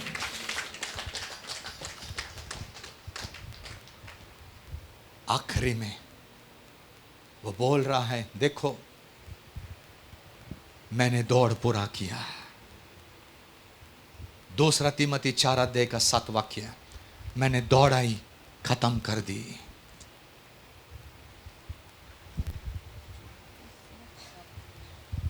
मैं अच्छी कुश्ती लड़ चुका हूँ। हाँ, मैंने अपनी दौड़ पूरी कर ली है। हाँ, मैंने विश्वास की रखवाली की है। भविष्य में मेरे लिए धर्म का वह मुकुट रखा हुआ है। अब इधर ध्यान देना, मैं आपको 3 वचन पढ़ाया। एक फिलिपी 3:13 में पौलुस बोल रहे मैं भाग रहा हूं। इब्रानी पत्र 12 अध्याय उसका 1 और 2 वचन में लिखा है आओ हम दौड़ें, यानी हमें शुरू करना है। इब्रानी पत्र कह रहे आओ हम दौड़ें। फिलिपी 3:13 में लिखा है कि मैं दौड़ रहा हूं, यानी हम दौड़ रहे हैं। और अब पौलुस कह रहे मैं इस दौड़ाई को खत्म कर दिया। क्या कर दिया? यस। 3 साल के बाद ऐसा लगता है इस पत्रिका लिखने के बाद पौलुस का देहांत हो गया 3 साल के बाद। 3 साल के पहले क्या बोल रहे पौलुस? फिलिपियों को बोल रहे हैं, अब तक मसीह के सानिध्य को, अब तक मसीह की पुनरुत्थान को मैंने अनुभव नहीं किया है, मैं अनुभव नहीं किया है, मैं अनुभव नहीं किया है। परंतु अब तीमुथियुस की पत्रिका में वो बोल रहे हैं, मैंने उस दौड़ को खत्म किए, मैंने एक कुश्ती लड़ी है। पढ़िए। मैं अच्छी कुश्ती लड़ चुका हूँ, हाँ, मैंने अपनी दौड़ पूरी कर ली है, हाँ। मैंने विश्वास की रखवाली की है। उधर वो कह रहे, मैंने एक अच्छी कुश्ती लड़ी, एक रेस, एक मैं दौड़ाई करने के समय कुश्ती भी उधर हुआ, और साथ साथ मुझे विश्वास को भी धरी पकड़ कर रखना है आगे। यानी मैं दौड़ रहा हूं, दौड़ाई करने के समय वो दौड़ाई को रुकावट पैदा करके मेरी दौड़ाई खत्म करने के लिए अंधकार की सामर्थ और सत्ताएं बीच में आई, परंतु मैंने विश्वास को पकड़ कर चला। कौन सी कुश्ती लड़ी पौलुस ने? कौन सी कुश्ती लड़ी? पौलुस की शत्रु बाहर वाले नहीं थे, पौलुस के शत्रु लोग अंदर ही थे।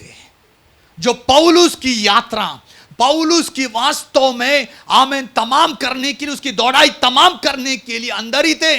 इसलिए वो अंदर के अंदर ही कुश्ती लड़ रहे, अंदर की अंदर अपने लोगों के द्वारा कुश्ती लड़ रहे, अपने अंदर की अंदर लोगों के साथ आमेन समरस होकर आगे बढ़ रहे, ताकि उसकी दौड़ाई खत्म ना हो। और वो कुश्ती आमीन किधर लिखा है? 2 कोरिन्थी उसकी 11 अध्याय, 2 कोरिन्थी उसकी 11 अध्याय, उसकी 24 वाक्य से पढ़ना शुरू कर देते हम। वो कुश्ती देखो पौलुस क्या क्या लड़ा।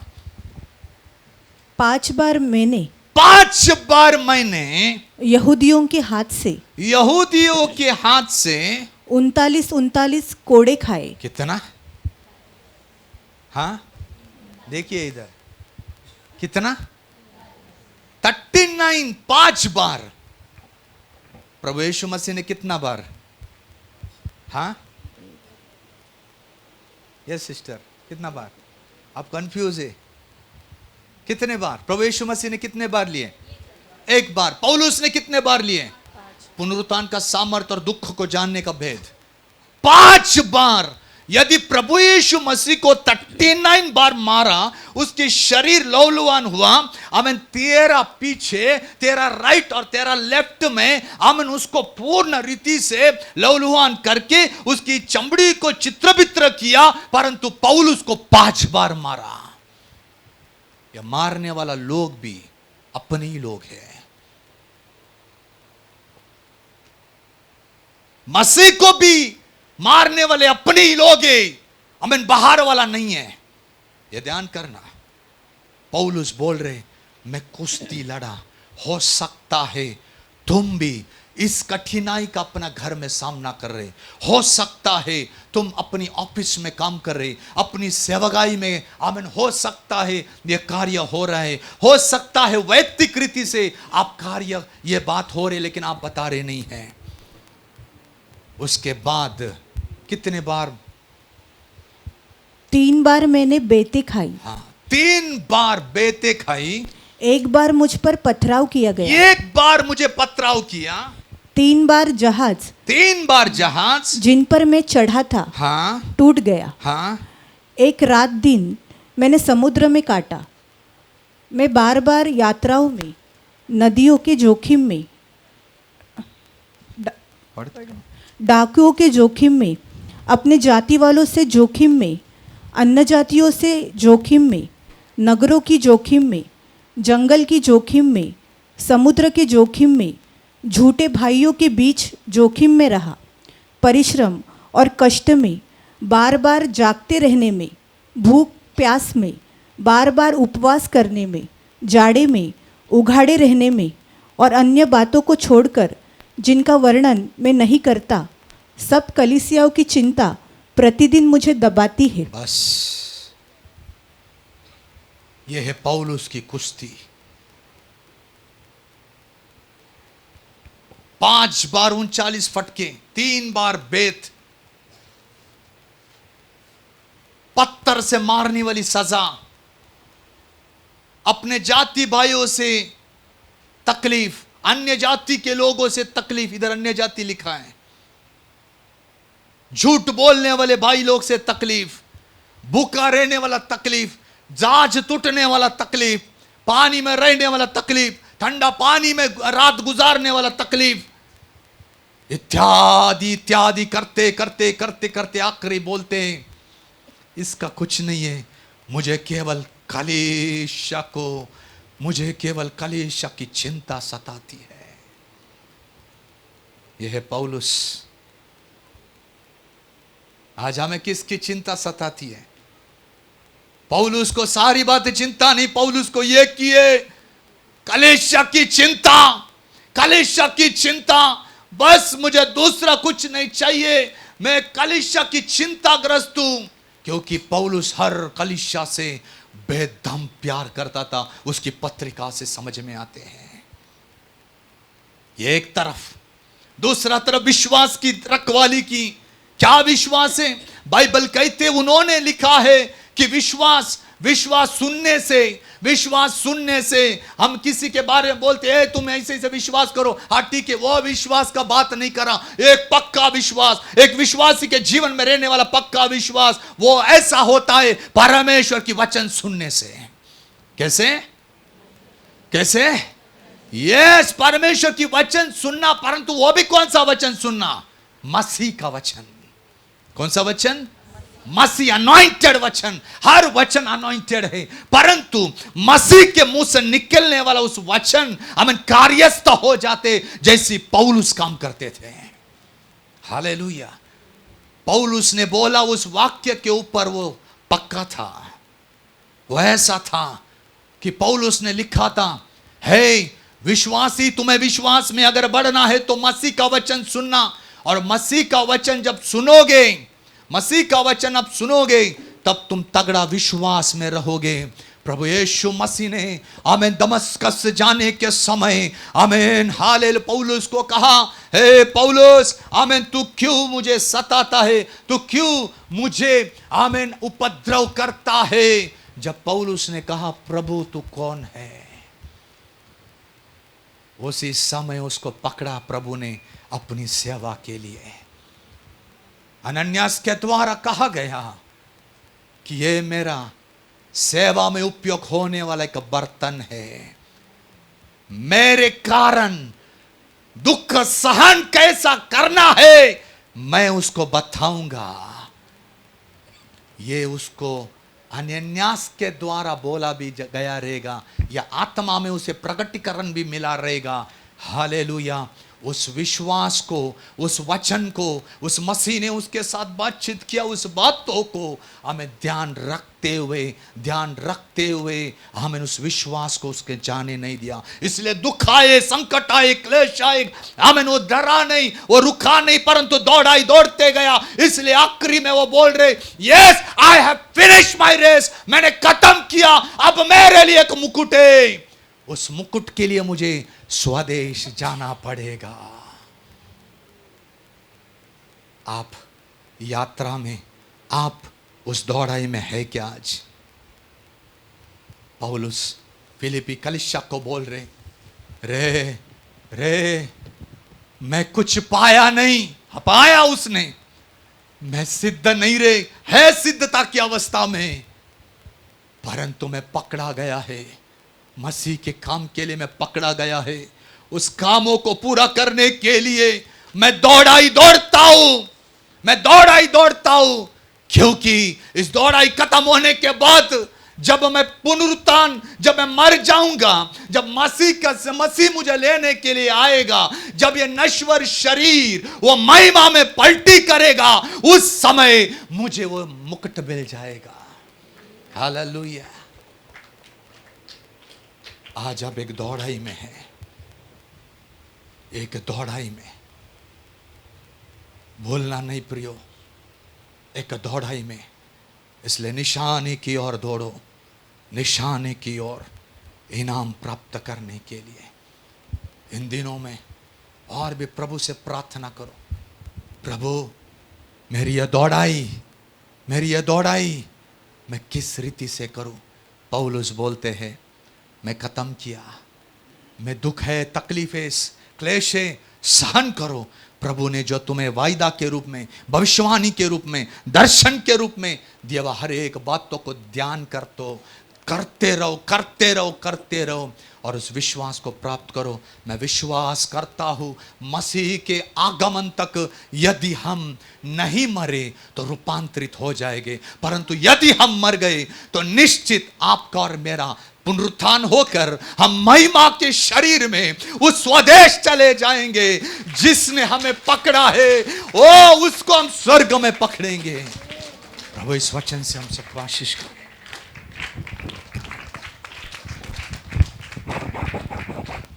आमीन, प्रेज़ द लॉर्ड, हालेलुया। परमेश्वर नाम का महिमा हो। हम परमेश्वर का वचन सुन रहे थे।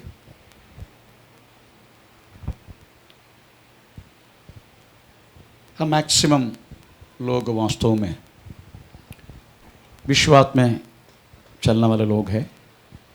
यहाँ दूसरा कोई नया लोग बहुत कम है। एनीवे,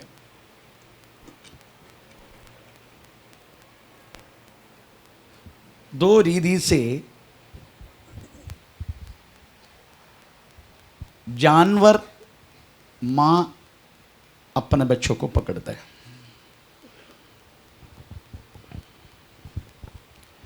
कंगारू देखा आपने? कंगारू है ना? कंगारू कैसे अपने बच्चों को पकड़ते हैं?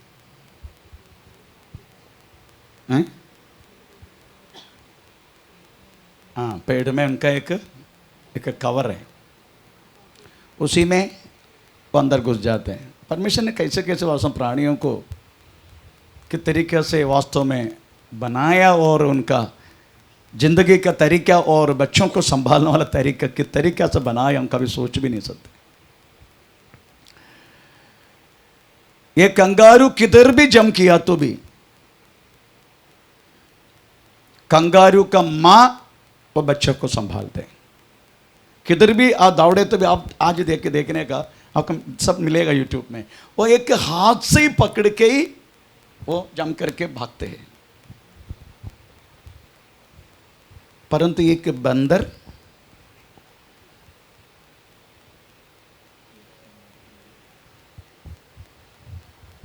कैसा पकड़ते हैं? हैं?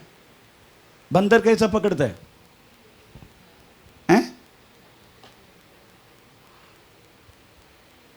बंदर मां पकड़ते है क्या बच्चा पकड़ते है? हाँ, कंगारू मां अपने बच्चों को पकड़ते हैं। बंदर मां को गला में, मां को ध्यान ही नहीं है किधर भी जाओ तुम, परंतु बच्चा एक बार पकड़ लिया गला छोड़ता नहीं। हम भी वास्तव में यीशु ने पकड़ा, हम सबको पकड़ा है। Praise the Lord. अभी वो मंगी ट्रिक, मंगी के जैसा हमें उनको छोड़ना नहीं। बस सिंपल वे, इतने में कुछ भी हो सकता है बीच में मैन, परंतु जो ठीक तरीका से पकड़ा है उनकी जिंदगी में बीच में आया वह कोई भी बात एक प्रश्न है ही नहीं। बात है ये। इसलिए मंगी के जैसा वास्तव में हम यीशु मसीह की रास्ते को पकड़ना है हमें। आमीन, प्रेज़ द लॉर्ड। इसके बीच में कुछ भी हो सकता है। वो पकड़ने की जो बात है, आपको छुड़वाने के लिए ये दुनिया, शैतान, आपके शरीर, हर बात 3 डायमेंशनली आपके जिंदगी में काम करेगा। कल में मुझे थोड़ा सा दुख हुआ था, सच बोलता मैं। एक शैतान ने बोल दिया, ये दास अहंकारी है, ये कलिसिया को लूटते।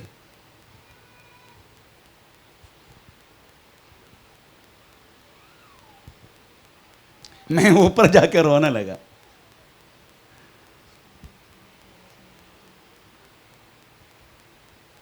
पवित्र आत्मा ने बोला, वो शैतान नहीं बोला,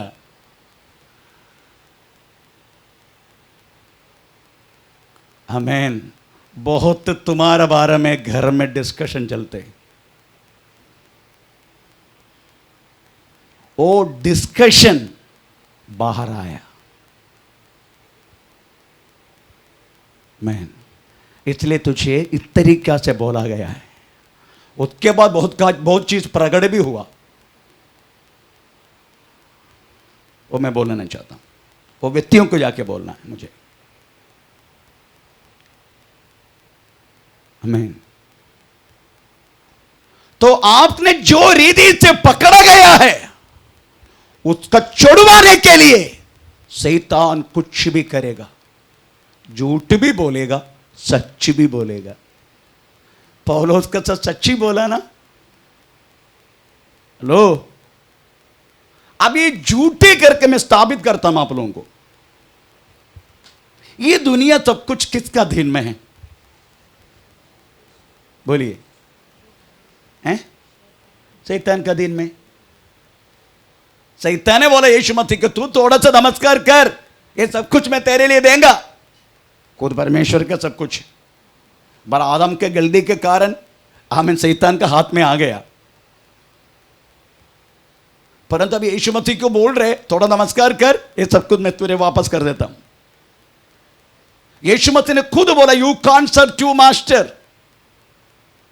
दास ने वो बातों को बोल दिया, इसलिए मैंने उसको आपको क्लियर कर देता हूं। आमीन, praise the lord. Yeshu Masih ने खुद बोला है, you can't serve two master. आपको दो स्वामी का सेवा नहीं कर पाएगा। एक पैसा मेमोन, दूसरा यीशु मसीह। अभी आप सोचने का, अगर पैसा का सेवा एक दास करते हैं, शैतान खुश है ना बातों में, क्योंकि मणि वास्तव में हमको समझ में नहीं आते। हम यीशु मसीह में हैं, हम खुद बोलते पैसे की जरूरत है हमें, परंतु पैसा सामने है। आमीन। पैसा का पीछे छुपना वाला हाथ शैतान का है। अगर किसी दास ने वो पैसा को पकड़ा है, आमीन, प्रेज़, उसका सेवा कदापि आशीष नहीं पाएगा, चाहे कितना साल भी होने दो। मैं इस बदलापुर में आने के समय, प्रेज़ द लॉर्ड, इस बदलापुर में कई पास्टर थे। उसी टाइम वास्तव में मैं पास्टर ही नहीं था, विश्वास में भी नहीं था, प्रेज़ द लॉर्ड। इसलिए समझने का, पैसा के बारे में अगर शैतान ने बोल दिया, वो शैतान नहीं बोला, मनुष्यों ने बोला है। आमीन। क्योंकि शैतान को पसंद है, अगर तुम पैसे का पीछे पड़ेगा ना, शैतान को बहुत पसंद है, वो बोलेगा नहीं। अगर बोल दिया तो शैतान कभी नहीं बोलेगा। परमेश्वर बोल सकता है, मनुष्य बोल सकता है।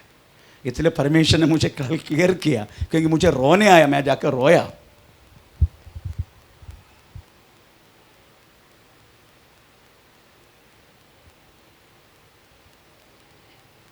मैंने परमेश्वर को पूरा गिनती रख दिया। ये बोलने वाले लोग 1 साल थे, दशांश नहीं डाला तो ये 1 साल के अंदर ये 11 लाख का ये चीज कैसे बनाया, 7 लाख प्रेज़ द लॉर्ड उधर कैसे बनाया, ऐसा मैंने गिनती कर दिया परमेश्वर के सामने। अगर मैं एक लूट मारे तो इसलिए मैं उपवास खत्म होने के बाद जाना वाला है, प्रेज़ द लॉर्ड। परिवार में इस कलिसिया के बारे में और दासों के बारे में डिस्कशन करके खुद बोलते, उनको हम कुछ देने की जरूरत ही नहीं है, उनके पास बहुत है।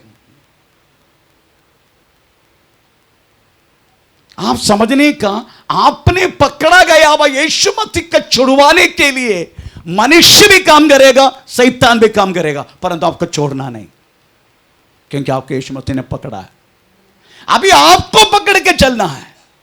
क्या चीज लेके पकड़ना है हमें, ये वास्तव में 3 अध्याय का पहला शब्दों में फाइनली निदान ऐसा शब्द उपयोग किया है ना। इसीलिए हाँ, उधर इसलिए कुछ हिंदी परिभाषा में निदान, हमें इंग्लिश बाइबल में फाइनली, इसका मतलब है अगर फाइनली है तो दूसरे अध्याय में जाना पड़े, क्या बात है करके, क्या क्या चीज से पकड़ने है हमें। नंबर 1 यीशु मसीह का भाव, वैसा ही भाव तुम्हारे ऊपर होना चाहिए। Praise the Lord. मेरा पत्नी को मुझे पकड़ना है, मेरा पत्नी मुझे मानना पड़ेगा ना। अगर मेरे से रेसिस्ट करेगा, नहीं दूर जा तू, वो भी मेरे से सहमत होना पड़ेगा ना, अगर थोड़ा सा इधर पकड़ना है। तो यीशु मसीह का भाव अगर आपके पास नहीं है, वो ही रिजेक्ट करेगा। थोड़ा पढ़ के सुनाइए। जैसा यीशु का स्वभाव था, जैसा यीशु मसीह का स्वभाव, वैसा ही तुम्हारा भी स्वभाव हो। ऐसा होना पड़ेगा। क्यों संतोष जी, तुम्हारा पहले स्वभाव लेके उनका पास गया तो क्या करेगा? इसका स्वभाव देखने का, एक काट 2 टुकड़ा, ऐसा था इनका स्वभाव।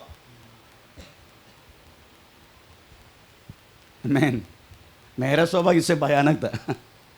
मेरे 2 टुकड़े नहीं, मेरे 10-15 टुकड़े हो जाते एक ही काट में। उससे वो था मेरा स्वभाव। अगर यीशु मसीह को पकड़ना है, यीशु मसीह के स्वभाव के साथ आपको मुझे आना पड़ेगा। सेम सिंपल लाइफ, सिंपल बात है। आपका पति का, आपका पत्नी का बातों को ले लो। अगर दोनों सहमत नहीं, एक ही टाइप से स्वभाव नहीं है, भाई चलो ओढ़, उसके नजदीक तक आने नहीं देगा आपको, वो लात मारेगा, चल भाई। मैं पत्नी के पति की बात किया, बाहर वाले की बात नहीं किया।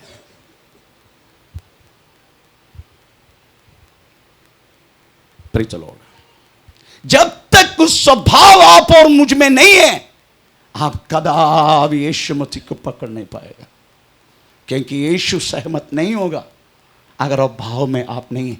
वो भाव होने के लिए बुढ़ा, आमीन, प्रेज़ द लॉर्ड, इतना हाई शुगर होने के बाद भी praise the Lord full time उपवास में बैठे, किस लिए मालूम है? उस स्वभाव में आने के लिए। अभी तक आया नहीं, अभी बहुत सारी गंदगी है मुझ में।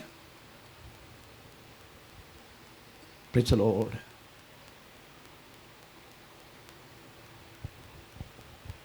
इसलिए उस स्वभाव में हम आने का, यीशु मसीह का वो ही भाव, यीशु मसीह के वास्तव में नीचे आया हुआ भाव और परमेश्वर ने स्वयं ऊंचा किया हुआ भाव, ये दोनों उसमें हैं।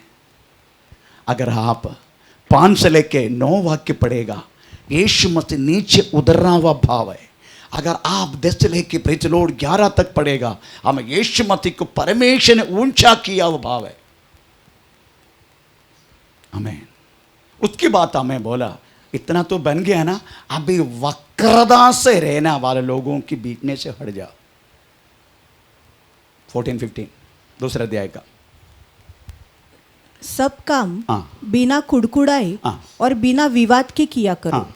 ताकि तुम निर्दोष हाँ। और भोले होकर हाँ। टेढ़े हाँ। और हठीले लोगों के बीच हाँ। परमेश्वर के निष्कलंक संतान। आमीन। आप ये मत बोलना अगर अभी मैं यीशु मसीह में आया है, इसलिए मेरे सामने ऐसे कोई वक्रता नहीं चाहिए, ऐसे कोई टेढ़ा नहीं चाहिए। ये टेढ़ा रहेगा, तुम ये टेढ़ा को हटा नहीं सकते। ये टेढ़ा के कारण तेरा शुद्धिकरण हो रहे।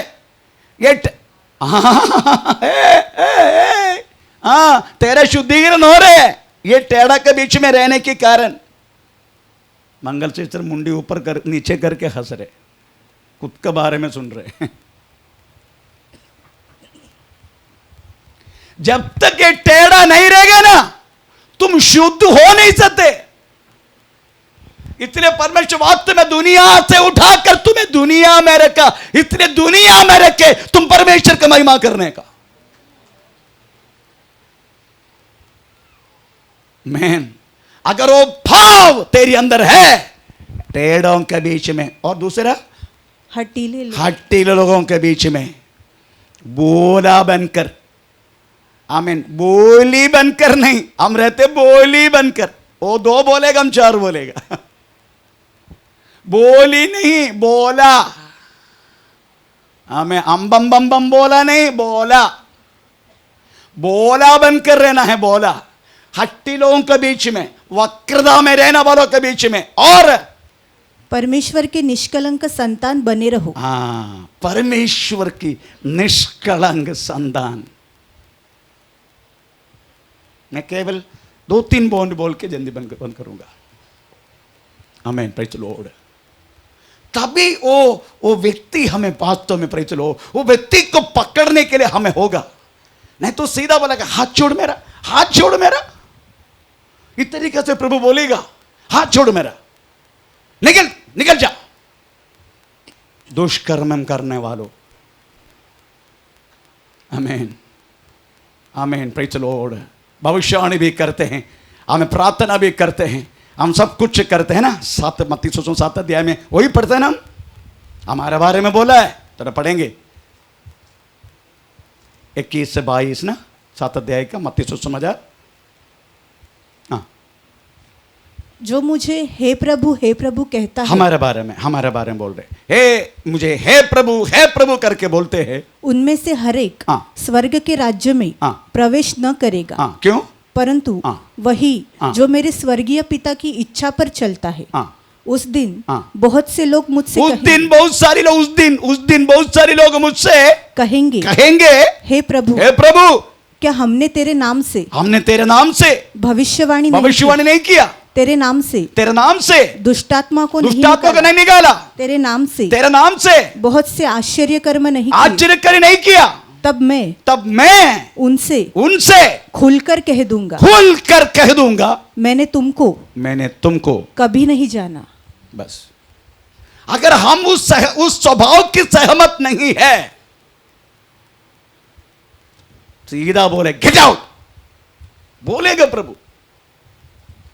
आमीन, प्रेज़ द लॉर्ड। इसलिए हमें इस वक्रता, ऐसे रहने वाला के बीच में हमें निष्कलंक संतान और बोला बनकर, वास्तव में बोली बनकर नहीं, बोला बनकर हमें रहना है।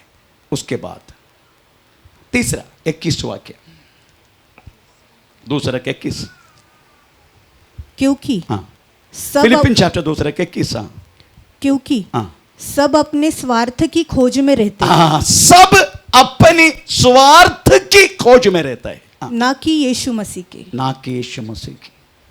कंटिन्यू।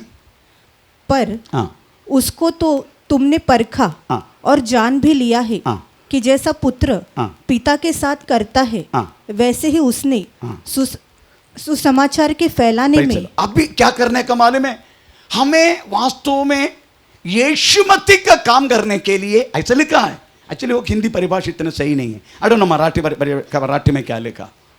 हमें यीशु मसीह का काम करने के लिए अपना मन लगाते रहने का, ऐसे लिखा है ना। 21 बार मराठी में थोड़ा पढ़ के सुना।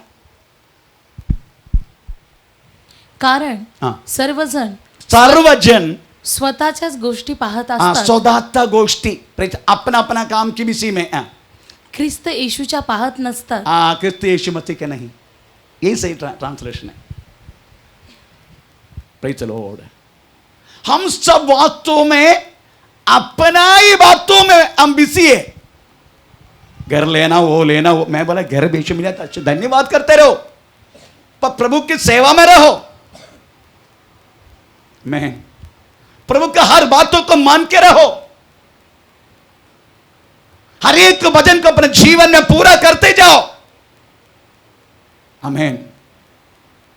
यीशु मसीह का सही सेवक, आपको मालूम है परमेश्वर वास्तव में भौतिक भलाई परमेश्वर वास्तव में हमें कैसा देते हैं मालूम है? आपको जब से प्रभु ने बुलाया तब आप कैसे थे फाइनेंशियली, अगर उसकी कम करके प्रभु आपको वास्तव में जीने देगा तो क्या होगा मालूम है? आपका सामने यीशु मसीह कर्जदार बनेगा। लिखा है ऐसा, लिखा है ऐसा। एक दिन आप बोलेगा मैं अच्छा पोस्ट में थे, मैं अच्छा उद्योग में थे, मैं आपका बात बोल के प्रेज चलो मैं आया, परंतु आप मेरे को भूखा डालते। मैन आप मुझे हमको भूखा डालते हैं, हमको ठीक तरीके से गाड़ी तक लेने नहीं देते, हमको वो नहीं करते, एक नहीं देते, वो नहीं देते। पर जिस अवस्था से प्रभु ने आपको बुलाया उसी अवस्था से प्रभु आपको आशीष करना ही पड़ेगा। Praise the Lord. वैसा मुझे कहां से बुलाया, पौल को कहां से बुलाया, हमें शमूएल को कैसे बुला, किधर से बुलाया, उसी के जैसा ही उनको प्रतिफल मिले। भौतिक के बारे में बोल रहा हूं, नहीं तो एक दिन पूछेगा तूने बुलाया हमको भूखा डाल दिया। आमीन, प्रेज द लॉर्ड। परमेश्वर किसी का भी कर्जदार नहीं बनेगा। इसलिए प्रभु क्या कह रहे मालूम है? आपको बुलाए उस अवस्था को देके आपको भौतिक भलाई प्रभु आपको देते रहेगा। इसी में दूसरे को वास्तव में जलने की फायदा नहीं है। आपको बुलाया उस अवस्था से, अगर एक व्यक्ति को प्रभु ने वास्तव में बहुत सारी हमें चीजों का आशीष की, उसका आप सोचने का इस व्यक्ति को कहां से बुलाया प्रभु। आमीन, प्रेज द लॉर्ड। इसलिए प्रियो हमें आप समझने का, प्रेज द लॉर्ड, हमको प्रभु की काम करके जाना है। आपका काम करते रहो, इसके पीछे घर भी मिलेगा, गाड़ी मिलेगा, बंगला मिलेगा, सब कुछ मिलेगा, मिलेगा, उसका धन्यवाद करते जाओ, पर प्रभु का काम से हटाओ मत। प्रभु का हर बातों को पूरा करते जाओ। आमीन, प्रेज द लॉर्ड। आमीन। उसकी बात आपको क्या करने का मालूम है? आमीन, पैसा का लालच छोड़ के भागने का, बेबिचार छोड़ के भागने का, ऐसा लिखा है। आमीन। ये दोनों आपको भागना है। ये सब चीज आपको रुकाते हैं। यीशु मसीह को पकड़ने के लिए सारी बातों को रुकाते हैं। इसलिए आपके ये दोनों चीज भागने के लिए बोला गया। थोड़ा पहला तिमोथी पढ़ेंगे 6 अध्याय के 11 वाक्य। क्या देखो कौन से वाक्य? 11 वाक्य या फर्स्ट तिमोथी 6:11। पर हे परमेश्वर के जन, हाँ, तो इन बातों से हाँ, भाग हाँ, और धर्म, उसका पहले का वाक्य पढ़े तो मालूम पड़ेगा, है ना? क्योंकि हाँ, द्रव्याग्रह, रुपये का लोभ, रुपया का लोभ सब प्रकार की बुराई की जड़ है। हाँ, सब प्रकार की बुराई का जड़ है। मैन, इधर एक बहन है पीछे बैठे, कुछ भी पैसा जमा हो जाएगा, कलीसिया का बातों को पूरा कर लेकर आएगा। कल भी लेकर आया, और तो मेरे लिए काफी है। आप प्रभु की बातों के लिए खर्चा करो।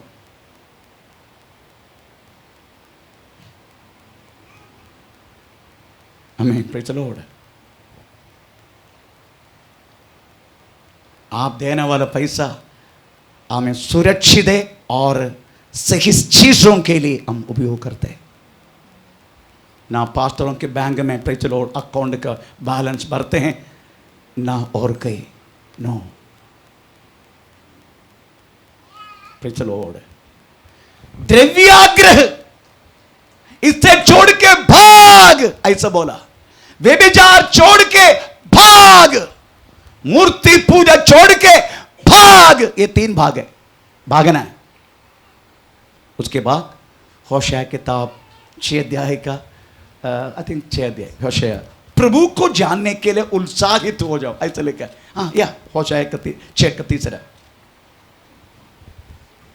आओ हाँ, हम ज्ञान ढूंढे, हाँ, वरन यहोवा का ज्ञान प्राप्त करने के लिए हाँ। यत्न भी करें। हाँ, परमेश्वर की आमें प्रेज द लॉर्ड ज्ञान को ढूंढने के लिए यत्न करो। Praise the Lord. मेरा मिलने वाला समय पूरा मैंने पुस्तक पढ़ने के लिए, नहीं तो आपको मालूम है ऐसी पढ़ाई ऐसी चीज वास्तव में कलिसिया में मिलेगी नहीं। और आपको भी वो पढ़ने के लिए आप उत्साहित रहने का, ऊंचाई के ज्ञान प्राप्त करना, दुनिया के ज्ञान से बढ़कर ऊंचाई के ज्ञान प्राप्त करने के लिए आप उत्साहित करो। आमीन, प्रेज़ द लॉर्ड। वो दुनिया दे नहीं पाएगा एक ज्ञान, उसके लिए आपको बुलाया प्रभु मसीह ने, प्रेज़ द लॉर्ड। और उसके बाद आखिरी में, हमारे आखिरी में कौन सी बातों को हमको ध्यान दे, किसके लिए प्रभु ने हमको बुलाया, हमको चुनाया, हमको चुनकर लिया। दूसरे थिस्सलुनी 2:13 वाक्य में लिखा है, तुम्हें इसलिए मैंने चुना आत्मा की पवित्रीकरण के साथ, विशुद्धीकरण के साथ, विश्वास की बातों को लेकर चलने के लिए। दूसरे थिस्सलुनी 2:13। हे भाइयों और प्रभु के प्रिय लोगों, चाहिए कि हम तुम्हारे विषय में सदा परमेश्वर का धन्यवाद करते रहे, क्योंकि परमेश्वर ने आदि से तुम्हें चुन लिया, आदि से तुम्हें चुन लिया है कि आत्मा के द्वारा पवित्र बनकर और सत्य की प्रतीति करके। उधर ही थोड़ा सा ध्यान देने का, सच्चाई की प्रतिनिधि, you should be representative for the truth.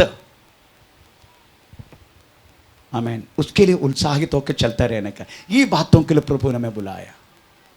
Praise the Lord, hallelujah. इसलिए पकड़ो मंगी के जैसा, यीशु को छोड़ो मत। छुड़वाने के लिए बहुत सारी चीज़ कोशिश करेगा, परंतु पर छोड़ना नहीं आपको, क्योंकि यीशु मसीह ने आपको पकड़ा है। हम अपना को प्रभु का अपने समर्पण करें।